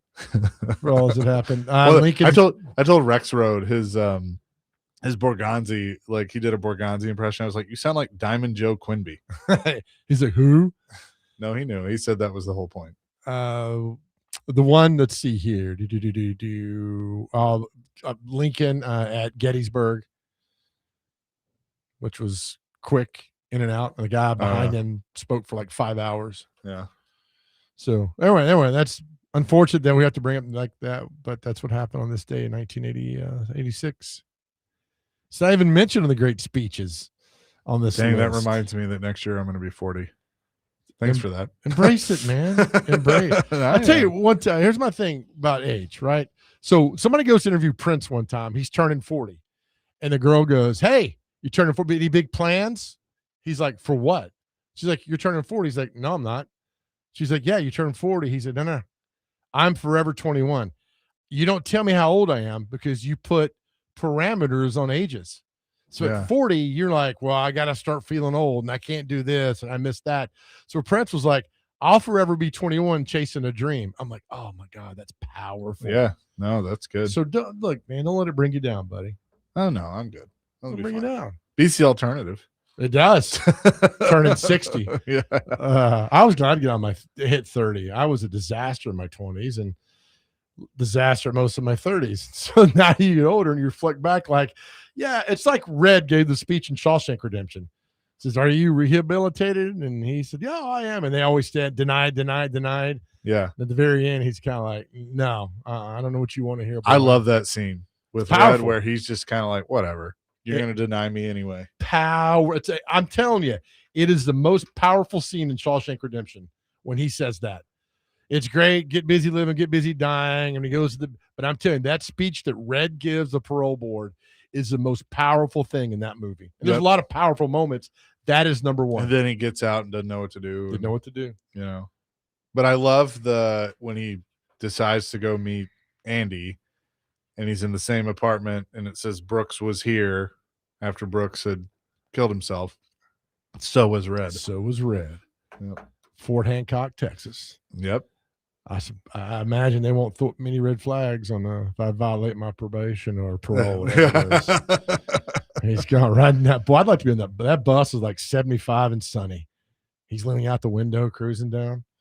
Didn't they had to reshoot the ending, right? They did. Good, smart man. Because there was no resolution. People were like, we need a resolution. Right. We need something here. So they reshot it, and that's when he walks up on the beach. But wasn't it based off a book? It was Rita Hayworth and the Shawshank Redemption. Stephen King short story that he wrote. Yeah. And he just took it. And Frank Darabont, the director writer, was the same one that did the Green Mile here. That was also a Stephen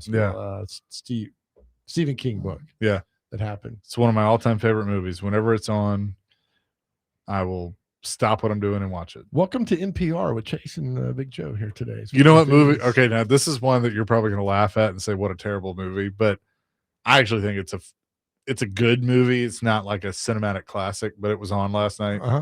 Gone in 60 Seconds with Nicolas Cage. Is Angela Jolie in that movie too? She's so beautiful. Robert Duvall. Robert Duvall is in it.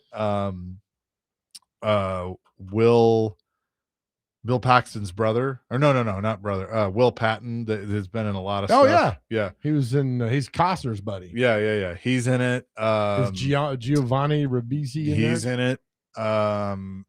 A young what's his first name? Timothy Oliphant. Oh, he's in that? Yeah, he's one of the detectives. It's not bad, man. Chi McBride is in it. Chi McBride. Yep. Well done. Yeah. So I mean, it's a good movie. Yeah. I every time, like, there's Eleanor. That's a God. That came out in 2000. 2000. That's right. And it was a remake of the Steve McQueen. Steve McQueen. Yeah. So see things you find when you're snowed in and you got nowhere to go. Do you know what the first name of Nicolas Cage's character was in that movie? Benny. Memphis. Was it really? Yeah. Memphis Randall something. And he married. Didn't he marry with Lisa Marie? Didn't Nick Cage do that? Did he marry for a little bit? I thought he did. He might have. I don't know. Yeah, he's a big Elvis fan too. I mean, I wouldn't approve that as my son-in-law. Coming up next, you will hear from Steven Stamkos, Predators forward. He joins the show next. You're on Chasing Big Joe, 102.5 The Game.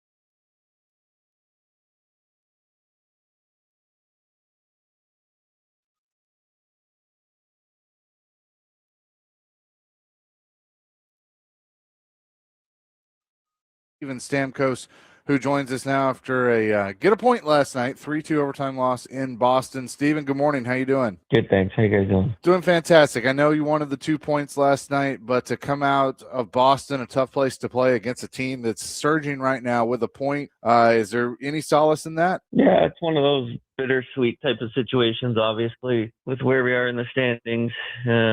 Before this break here, we're trying to take as many points as possible. So, you go down 2-0 against a good team and come back and get a point. It's nice, but you want to be greedy at this point of the season and get 2. So we'll find a way to be a little better, but all things considered, the point's the point, and we'll take it and move on. What does going up against a combo, and obviously they have a lot of good players, but Geeky and Pasternak specifically, I mean, those two guys, you give them an inch, they're going to hurt you. Yeah, I mean, they're so skilled, and obviously both having tremendous seasons, so it's something you got to be aware when you're on the ice against them. And, it kind of goes both ways. Those are guys that are going to be, for lack of a better word, cheating for offensive chances. And sometimes you can take advantage of that the other way, but they're good players. Pasternak, one of the most, skilled and creative players in the league. And, when he's feeling good with the puck, it's usually a tough night for opponents. And he played well last night. Do you feel like that the way you guys, have been playing over the past, couple months, month and a half, what have you, that, now you're starting to give other teams that view of you, like where they can't give you an inch, they can't give Phil an inch. Roman Yossi's obviously playing well.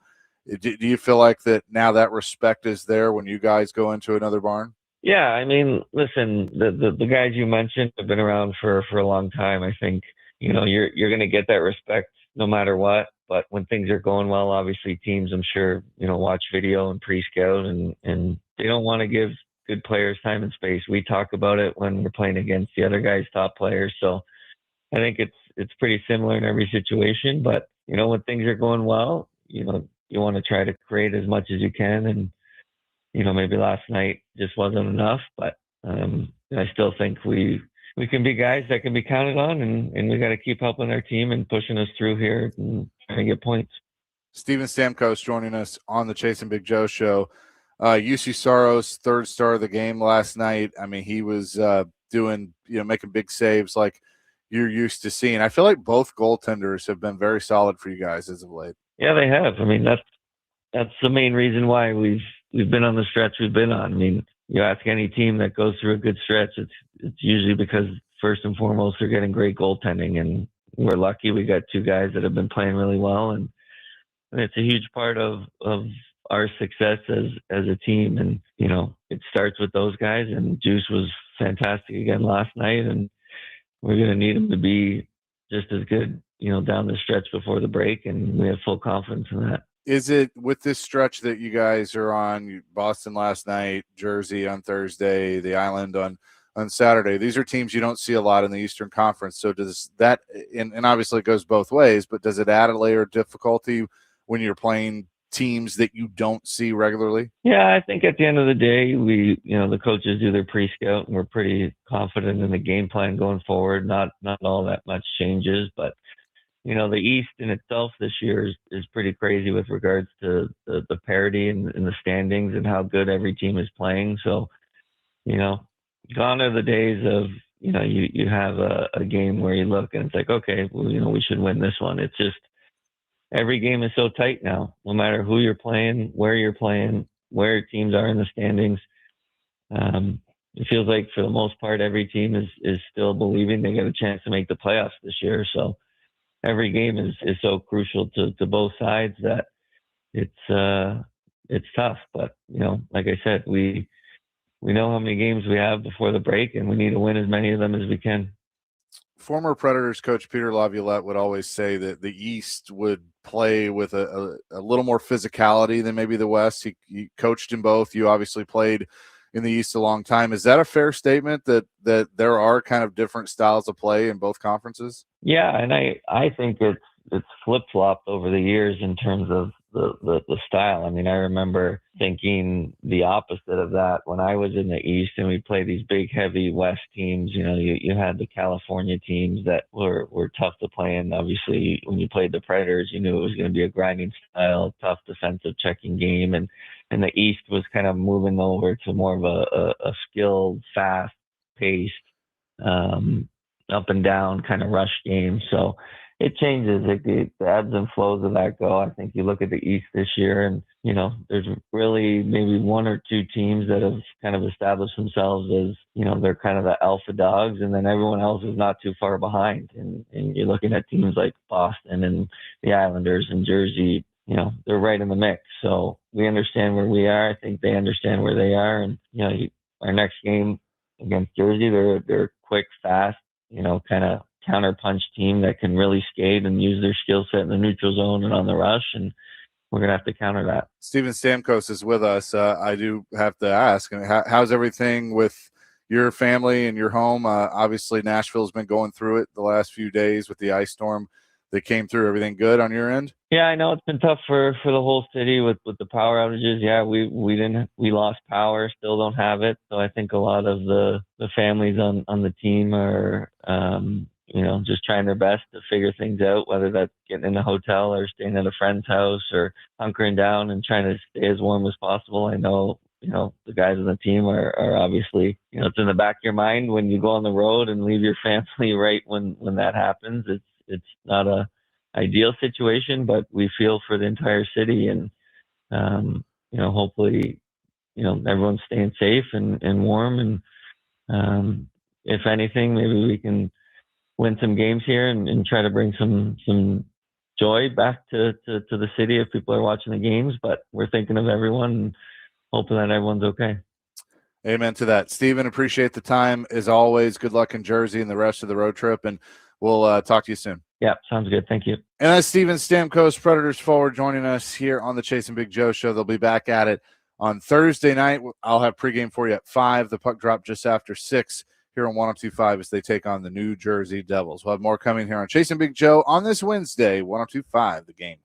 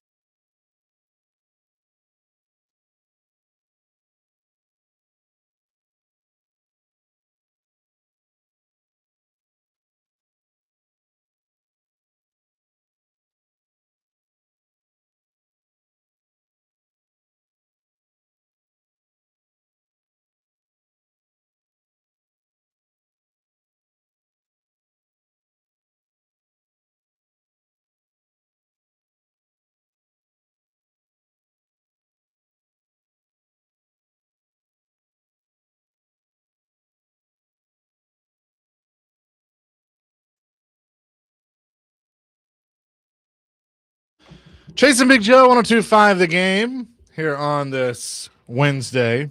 Appreciate Steven Stamkos for joining us. Good questions by you, Joe. That was good stuff.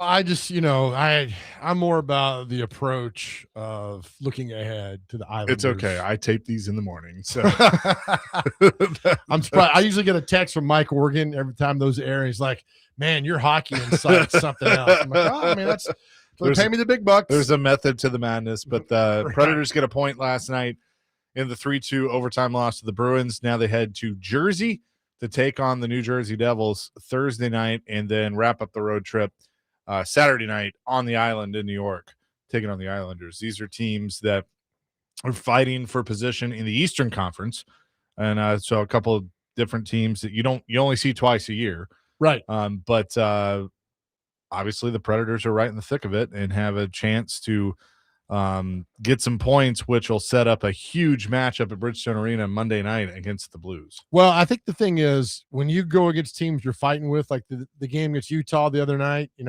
those are games you got to win, right? Because they're right next to each other. You want to win all the games, but especially when you're playing teams that are just right up against you in the playoffs, Chase, you got to knock those teams out. So look, a point is better than nothing. And again, I'm not a fan of the point when you lose a game because I think I'm kind of in the you should get 3 points for a win. If you go to overtime, you can get a point or whatever. But like I agree, you should not get a point if you lose. Doesn't soccer 3 for a win? 3 for a win, and I believe 1 for a draw. One for a then draw. You don't get anything for a loss. Okay. Yeah. Overtime, that is. Yeah. Overtime. So where they are right now, they have 53 points. They are 4 points out of a playoff spot. San Jose, Los Angeles, and Seattle all have 57. Well, you go on a burner, win 6 or 7 of these things, separate yourself, but they're in the conversation. Yeah. And now the conversation is, hey, they're in the playoff chase instead of when are they going to fire Burnett? When are they going to fire Burnett today? The answer is firing him. No, it's not. So I like this conversation much, much better than that conversation. Yeah, I'm with you. I'm 100% with you. And look, the Olympic break is coming up. They got the rest of the road trip this week, which will wrap up the month of January. And then you start February with Monday night, St. Louis here. Wednesday night, Minnesota here. Thursday, you're at Washington, and then you're off for basically 3 weeks. Oh, wow. So the Olympic break. 1, 2, 5 more games. Yep. So 10 points possible. Man, 8 would be great. And then so you play on the 5th. You don't play again until the 26th when Chicago comes to Bridgestone Arena on a Thursday night. And then things pick back up again with another you're playing almost every other night. How many Predators are in the Olympics? Forsberg, Yossi, Saros, and Haula. Yep. Holla at your boy. Who's he playing for? Haula is Finland. Oh, okay. I think that's right. You caught me off guard there. I tried not to, buddy. Finland. Okay. Yeah. So he'll be in it. Okay. Good for that. And then what's the deal that they're gonna? There gonna be something Preds on the jersey, or how people know there's supposed to be something where they're making it. I think we had Sean Henry on talking about that. How NHL's working with the Olympics to let people know what team they're on somehow. Back in I don't NHL. know. Yeah, I'm not sure. But it'll be cool. Olympic hockey's fun, so I'm excited about it. It is fun. A lot of brawl. They don't fight in hockey. Olympic hockey, do they? No, but it's just, the U.S. looks to be pretty good. Canada's always good. So wasn't that great talking to Scott Hamilton about the COVID year of doing the Winter Olympics from his basement in Brentwood? He put his jacket on. His wife said, "Where are you going?" I said, "I'm going to work." And he'd go downstairs to his basement. All the monitors hooked up and would do the Olympics that way. But is that they're in Milan, right? Is that what the Olympics are? Yep. Remember that one time we went to Milan? Boy, we had a good time over there. That was a fun fashion time. show of 2017. Except this Milan was off Murfreesboro Road. Oh my gosh! By the way, yes. My favorite thing that you do is the just talk to so and so, except this one works down at, Right. and people actually believe it. A lot of people. Like the Jim Cantori one the other day. Oh, yeah. Says California Jim Cantori, except this Jim Cantori works at T-Mobile in Lebanon and says if I call again, he's going to break my jaw and I'll wander around the rest of my life asking, can you hear me now? And some people are like, God, is he that violent? They did that. It's always fun to do that, man. It's just, man, it's just like, and whenever I read those, I go, I really hope like somebody I know doesn't believe that this is true. Right? I screenshot you guys one the other day. It was fantastic for that. Yeah, that was a good one. Kevin in Florida wants to give a shout out to Big Joe. Oh, no. What's up, Kevin? Hey, Big Joe, can you hear me? Yes, sir. What's happening? Hey, I just want to say big shout out to you. And all I'm going to say is you need to embrace soccer and baseball. And let me know when you come down to Key West next time. And I'll just hang up and let you discuss. Have a great day. Love the show. Always great. God bless from Florida. Kevin, love you, man. Thank you, Kevin. Thank you. Appreciate it. The soccer thing is because of Dr. Crane, right? We give him a hard time. He loves soccer. He knows more about soccer than I will know. So that baseball, on the other hand, I got work to do on that for a few things. One, the strike in 94, I had the best fantasy baseball team of all time. I was rolling. And it ended. And I was pissed. Then the larger, we talked earlier, Dale Murphy not being in the Hall of Fame. This is not a joke. And Chase knows, and Dr. Crane knows. It inflames me. I'm so pissed off that Dale Murphy's not in the Hall of Fame that I take it out on baseball. Sure. I'm not watching because I get it. I'm pissed about that. He was my guy growing up. And the fact he's not in the Hall of Fame is an absolute disgrace to the game of baseball. And don't give me, well, he didn't have 400 home runs. He had 398. I get it. There are guys getting in with less home runs. I don't know why Dale Murphy can't get in the Hall of Fame. I really don't know. It's never made sense to me. I mean, his numbers to me are Hall of Fame worthy. The only back-to-back MVP. Apparently, we're now having that conversation about Bill Belichick. So Murphy's only back-to-back Hall of Fame guy or MVP guy that's not in the Hall of Fame. He won 82 and 83. It just drives me insane. I think sometimes, like, he was on some bad teams, right? Awful. And I think sometimes people look at that and I'm like, that has nothing to do with it. This is an individual accomplishment. I'm telling you, the highlights of my sport life are watching the Braves on the West Coast and Dale Murphy jacking ones at Candlestick Park, Jack Murphy and Dodger Stadium on their little 3-team road trip they'd go out there. I mean, seeing him hit one at Jack Murphy Stadium was unbelievable. And it'd be like mid-June, and it's 35 degrees in San Francisco, and there's Murphy hitting a home run, usually opposite field home run. Oh, yeah. And it was like, oh, my God, it felt so good. And they were terrible teams. We didn't care because we had Dale Murphy. So everything I do is like number 3. I don't have a lot of favorite players. Howie Long is a favorite player. I love Joe Namath. And then we talked about Marino earlier, but Murphy's Howie my Long guy. was 75. 75. Yep. He was great. I mean, his early years with the Raiders were unbelievable. See, I love 3 for Dale Earnhardt, but since I'm also a Braves fan, Dale Murphy. Yeah. See, all runs together, pal. We're all weirdly connected in all this. Mm-hmm. And that's it. So that's why the baseball part about that drives me crazy. The fact that he's still not in, and it's just a slap in the face to everyone. 100%. That is correct. That's for that. What else is new? I don't know. Robert Saleh tomorrow, right? 2:00. I know. I'm just like, I feel like we found out he was going to be the head coach like 3 months ago, and now they're finally introducing him.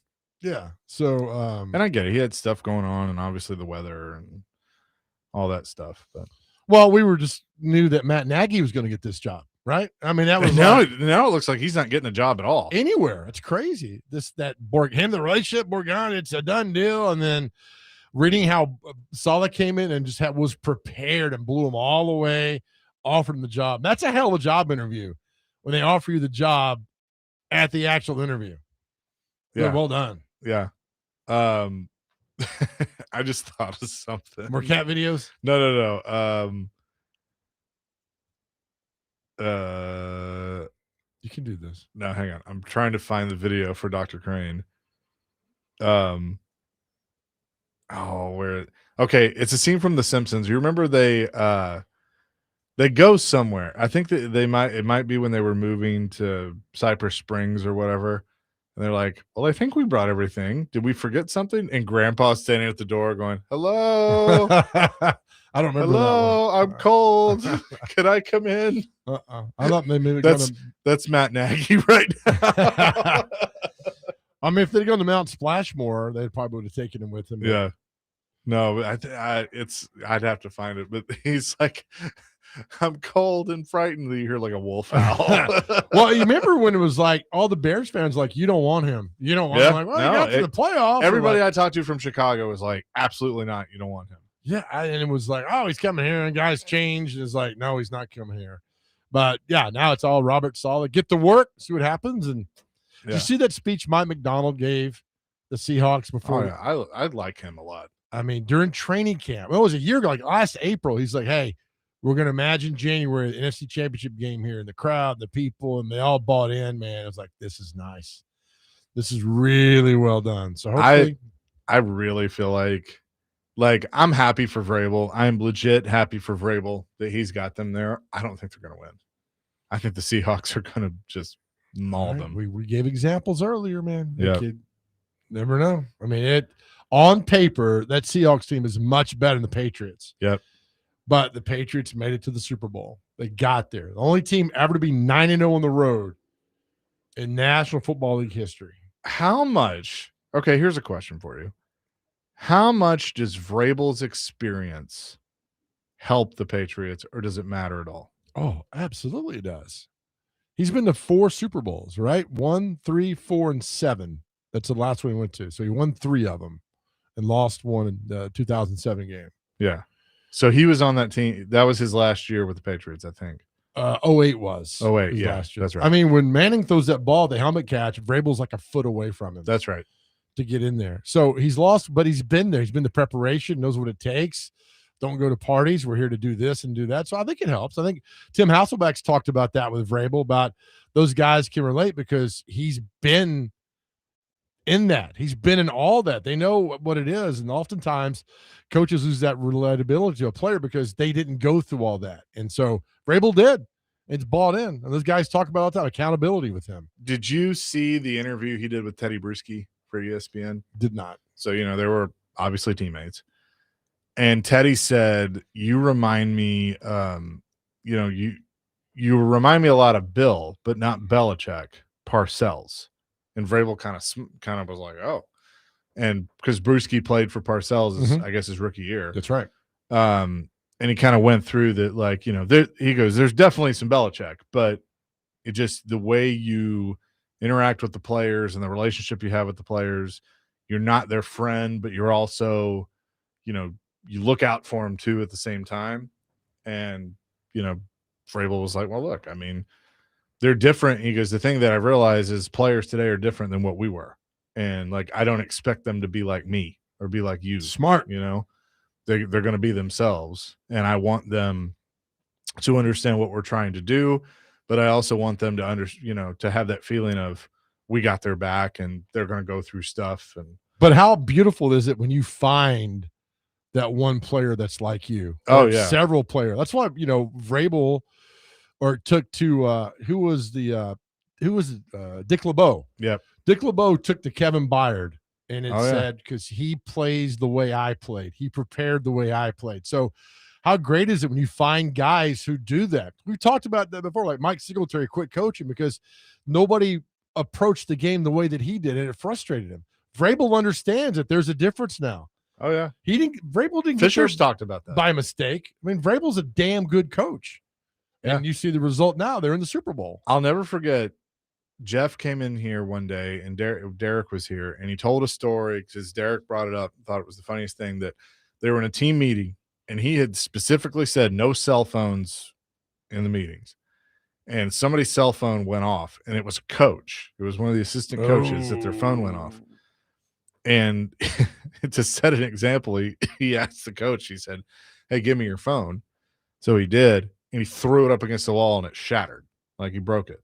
And he was like, no phones in the room, and then he goes, now I got to give guys a break to go get on their phone and That's right. check on their family or check social media or whatever. I mean, it's just a part of how it is now. You adapt and go on, man. And the coaches that can realize that and deal with it are the best coaches, and Vrabel's doing that. Yeah.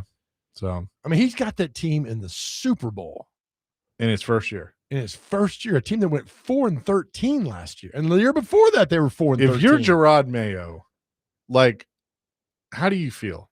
Isn't his brother on the staff? Yeah, he is. I think you're still getting paid another 4 years. You're like, you are. And I think Vrabel actually wanted, I think he talked to him about, well, I'd love to have you be a part of the staff, but he's I'm good.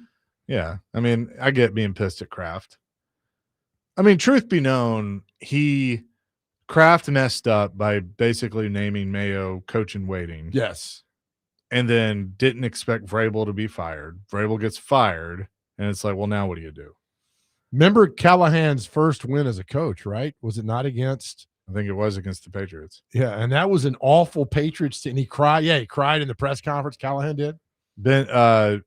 Jackson said that's why Vrabel loved Ben Jones so much, because Ben Jones was him. Reminded him a lot of him. Yep. Nobody gets the glory. We all push it the same way. And that's what he's got this Patriots team doing now. 8955 knows what I'm talking about. I'm cold and there are wolves after me. That's crimp. I'm cold. That's Matt Nagy right now, knocking on the door. But where's he knocking on the door? Someplace, right? The Titans, like Mike. Somewhere. We'll come back with more Chasing Big Joe on this Wednesday, 102.5 The Game.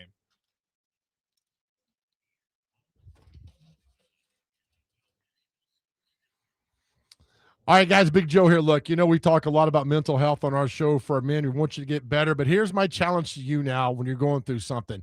I need you to go to therapy. And just one time, I need you to open up and talk about yourself. I know some big, bad men who go to therapy, and it's changed their life. Therapy changed my life as well. So if you're going through something, please reach out and talk to somebody. That's why we're so honored to partner with Unity Psychiatric Care. Just an amazing place right here in Middle Tennessee for you to get well. And it works. Here's all you got to do. Just go to GameNashville.com, click on the Chase and Big Joe show, and there you will see a link to Unity Psychiatric Care. So many have reached out to us. Now we got a partner that cares about you. And listen, you don't have to go through any of this alone. It's private, it's confidential, and they offer telehealth. And it's a beautiful thing, and that's why I need you here. And yes, they're based right here in Middle Tennessee. We've talked about this a lot. You have a loved one who needs to talk, and you're worried about them. They're not acting the same, seem different. They could be going through something. So you can be that person that changes their world as well. Also, just go to GameNashville.com, click on the Chase and Big Joe Show tab, and you'll see all the information you need for Unity Psychiatric Care. Help is just around the corner. We tell you guys all the time how much we love you, and you guys being here makes our world a better place. And please know you don't have to go through any of this alone. I just need you to go one time. Just go one time and open up and talk about it. Simply go to GameNashville.com, click on the Chase and Big Joe Show. All the information right there is for Unity Psychiatric Care. Help is just around the corner, as I said, and you don't have to go through any of this alone.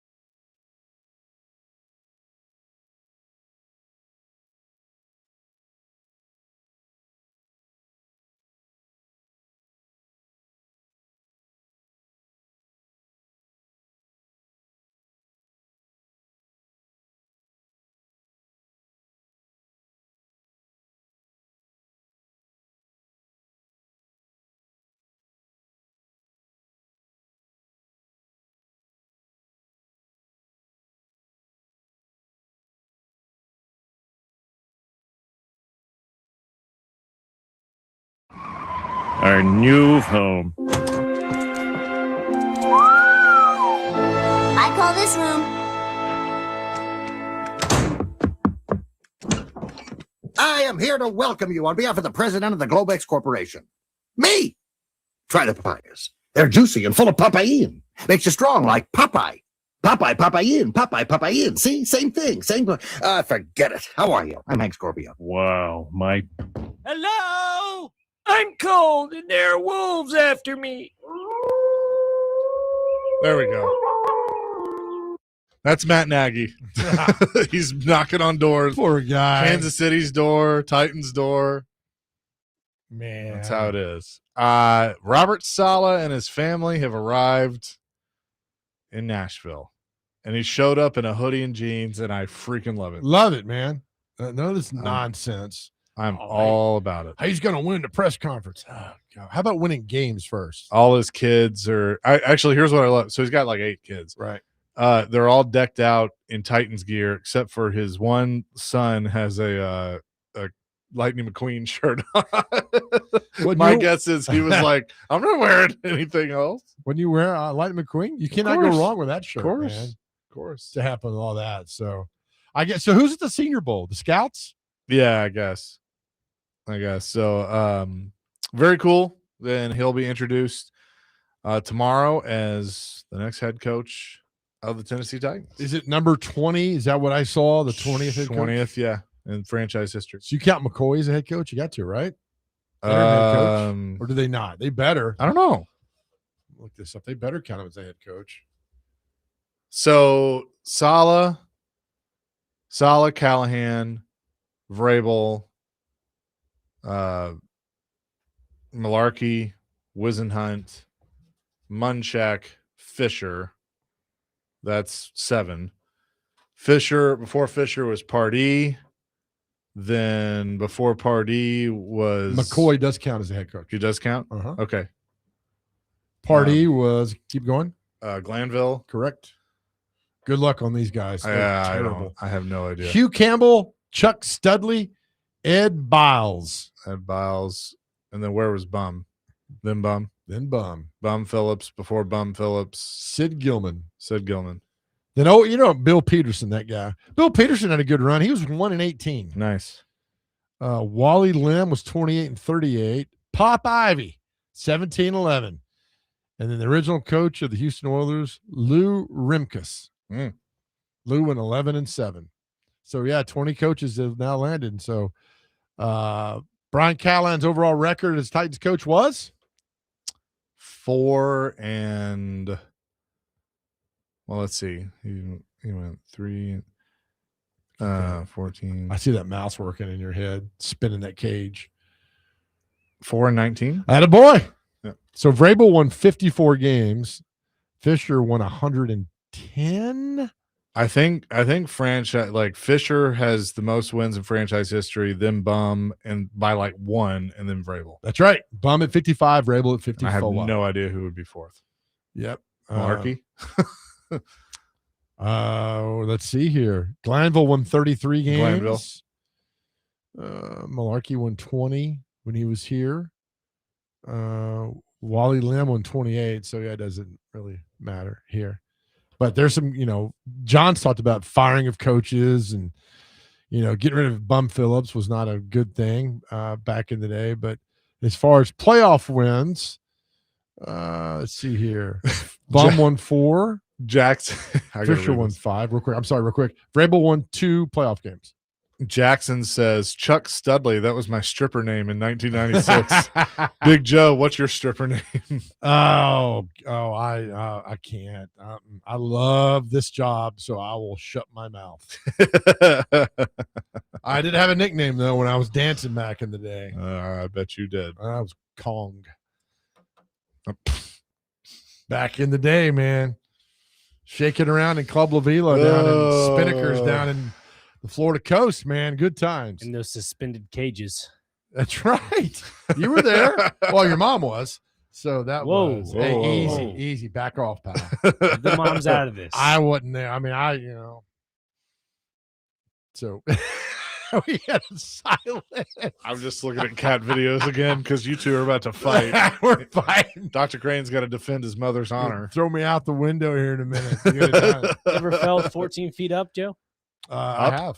You want to feel it I have. again? By the way, Robert Sala's birthday is the 31st. So Is is it that really? Saturday?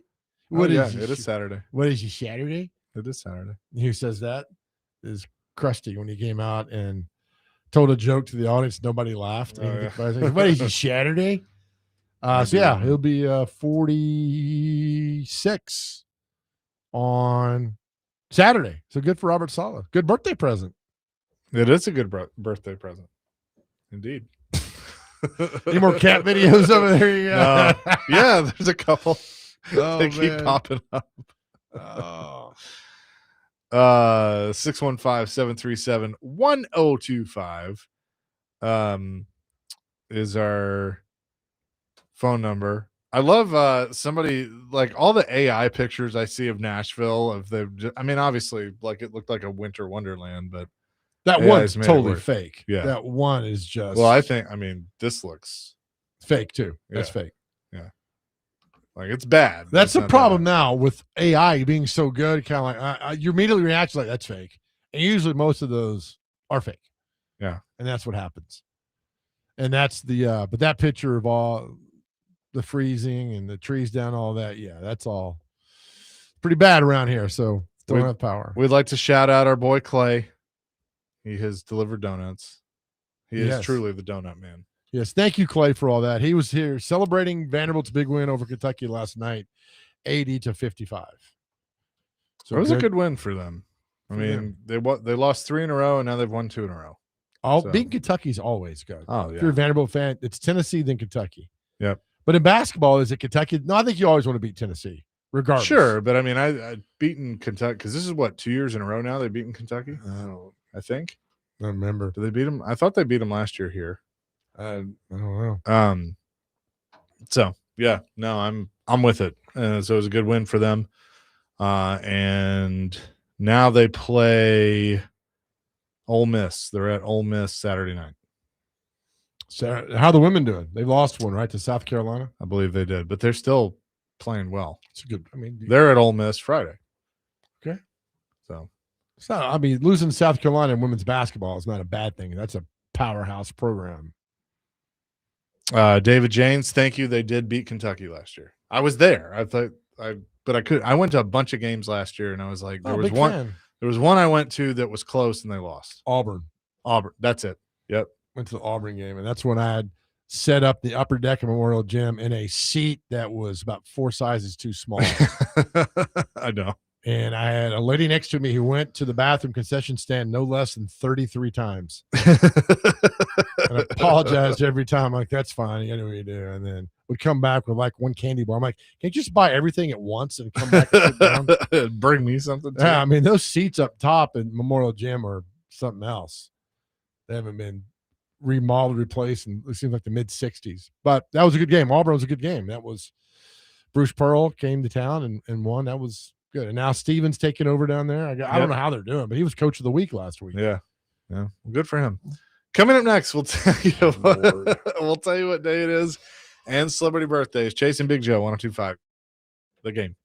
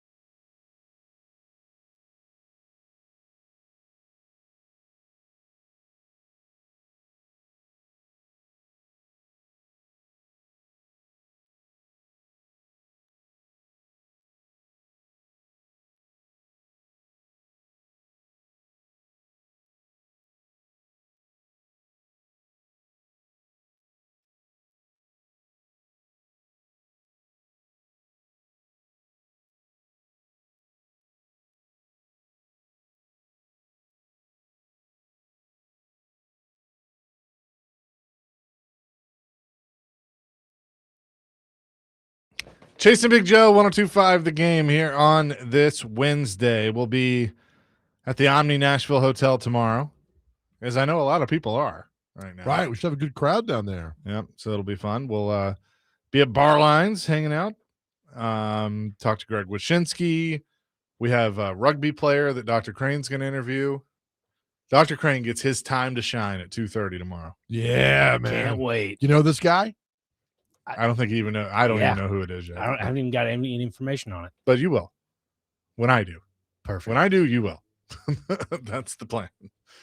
So we look forward to being down there. With that, let's get to what day is it in celebrity birthdays?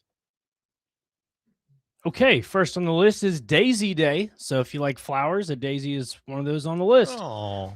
Data Privacy Day is today. Everybody likes that. A little cybersecurity action. Global Community Engagement Day. International Lego Day. Library Shelfie Day. I don't know. Okay. National Gift of a Ladybug Day. Ladybug. National Kazoo Day. Pop Art Day. Thank a Plugin Developer Day. Rattlesnake Roundup Day, and National Blueberry Pancakes Day. Well done on that, man. Sounds good, Dr. Crane. You're a big pancake guy, aren't you? Flapjacks, yeah, absolutely. But now, why do you have to say that? Just because you said pancakes, I don't want to sound redundant. Aren't they the same thing? Yeah. Why they call them flapjacks? You know why? Look it up. Oh, thanks, Joe. You're welcome. All right, time for celebrity Knowledgeable. birthdays. Dr. Crane, you go first today. Chase went first yesterday. How old is Greg Popovich, the former Spurs coach? It's you. Oh, I'm sorry. 59. 81. Let me ask you a question, Dr. Crane. You think Greg Popovich and I look the same? Yes, actually. He's 76. Chase McCabe, how old is golfer Nick Price?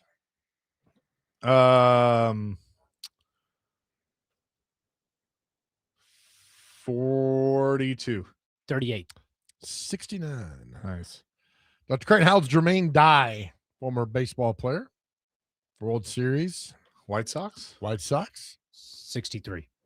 I'm gonna say 47. 52. Let's see now who's up. Chase, Tony Delk. Speaking of Kentucky, the Tennessee boy who went to Kentucky, Tony Delk. 54. 58. 52.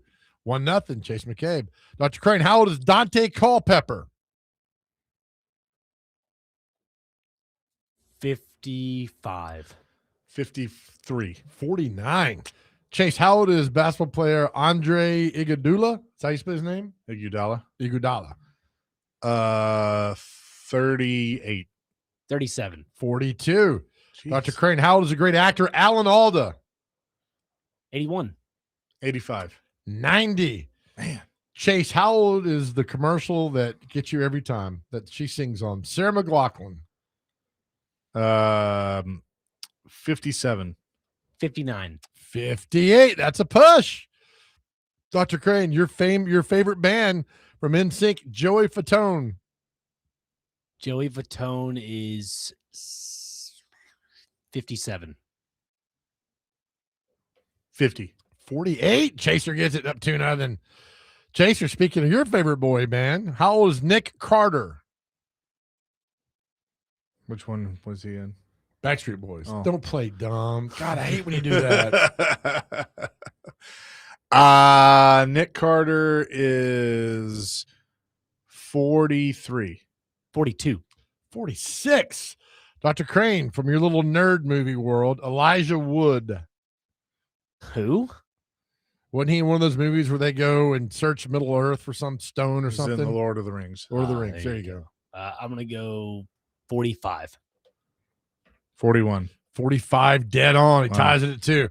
All right, Chase, here we go. How old is actress Barbie Benton? She was in the Swamp Thing movie. 72. 66. 76. Dr. Crane, we talked about him earlier. Director Frank Darabont, The Green Mile, The Shawshank Redemption. How old is the director Frank Darabont today? 83. 78. 67. Chase, how old is gospel singer Marvin Sapp? 83. 82. 59. Dr. Crane, how old is rapper Rakim? From Eric B. and Rakim, how old is Rakim? 63. 53. 58. Chaser, how old is humorist Mo Rocca? Mo Rocca. 56. 61. 57. Chase up 3-2. Dr. Crane, how old is a lot of good ones here? Rapper Rick Ross. If you get this one, I'm leaving. Okay. Rick Ross. He, had a little weight thing going on. He lost a lot of weight. I guess. Rick Ross, I'm going to go 51. 55. 49. Tied at 3. Y'all have a good day. All right. I like this coming down to the wire. Chase, you're up next. How old is rapper J. Cole? J. Cole, the rapper. I think he's like around my age, 39. 36. 41. Chase takes the lead. We got just a few left. It's up 4-3. Dr. Crane, how old is musician DJ Muggs of Cypress Hill? 55. 57. 58. With that, Chase McCabe wins 5-3. Well done. I mean, it was even, and Chase battled but didn't panic. No stress. No panic. Got the job done. Well done, Chase. No panic at all. Nope. All right. So what neighborhood's going to get their power back today, Joe? What's your prediction? I predict where it's not going to be, and that being the lovely part of God's country of Donaldson, Tennessee. But hey, as I've said, you going to get them fix my line? No. You going to fix them, Dr. Crane? They're doing the best they can. No. And look, we can sit here and argue, were they ready and all that stuff. It's not the lineman's fault. Not at all. I mean, they're out there busting their butts. So we appreciate that. Lions persons, men and women doing that. We appreciate it. And the first responders, everybody out there. So whether it's NES or Dixon Power or Middle Tennessee Electric or any of the power companies that are out there, we certainly appreciate it. We're all ready for this to be over, and hopefully it will be soon. Yeah, it is. It has to be. But we're all standing together, man. Check on your neighbors. Yep. We are standing together and trying our best to have a good time. We are. All right. As we leave all the shows, listen, we know the struggle that's out there. You guys are doing great. We're sticking together. Men, if you're going through something, look, I know it's tough. I know it's difficult. And as I said earlier in the show, I just need you to go to therapy just a little bit. I need you to open up, talk about your feelings. I know some big, bad men who go to therapy and they're doing well. Please go. Please go. Know that we love you and know that you're doing a great job. And this world's a better place because you are here. And I tell you all the time, I'd rather hear your story than go to your funeral. I know that's rough. That's harsh to hear, but that's how we feel. Please reach out to us if you need to talk. We're always here. We've talked to people at 1, 2, 3 o'clock in the morning. I don't care. As long as you reach out, we're going to be there for you and know that we love you more than anything else. And know this, so does God. Amen to that. Peace, love, rock and roll. DVD coming your way next. I do believe Derek Mason will be on the show today. He has escaped and is able to join them. Willie will be in New York or New Jersey, wherever they're staying, and he will join the show as well as they'll get into Brian Daboll, Robert Saleh, all that fun stuff. Who knows what's going to happen from 3 to 6 today? You never know. Could be anything. It could be. Right? You never know. That is going to do it for us. We're at the Omni tomorrow. I need a nap. Chase and Big Joe back at it at noon. 102.5 The Game.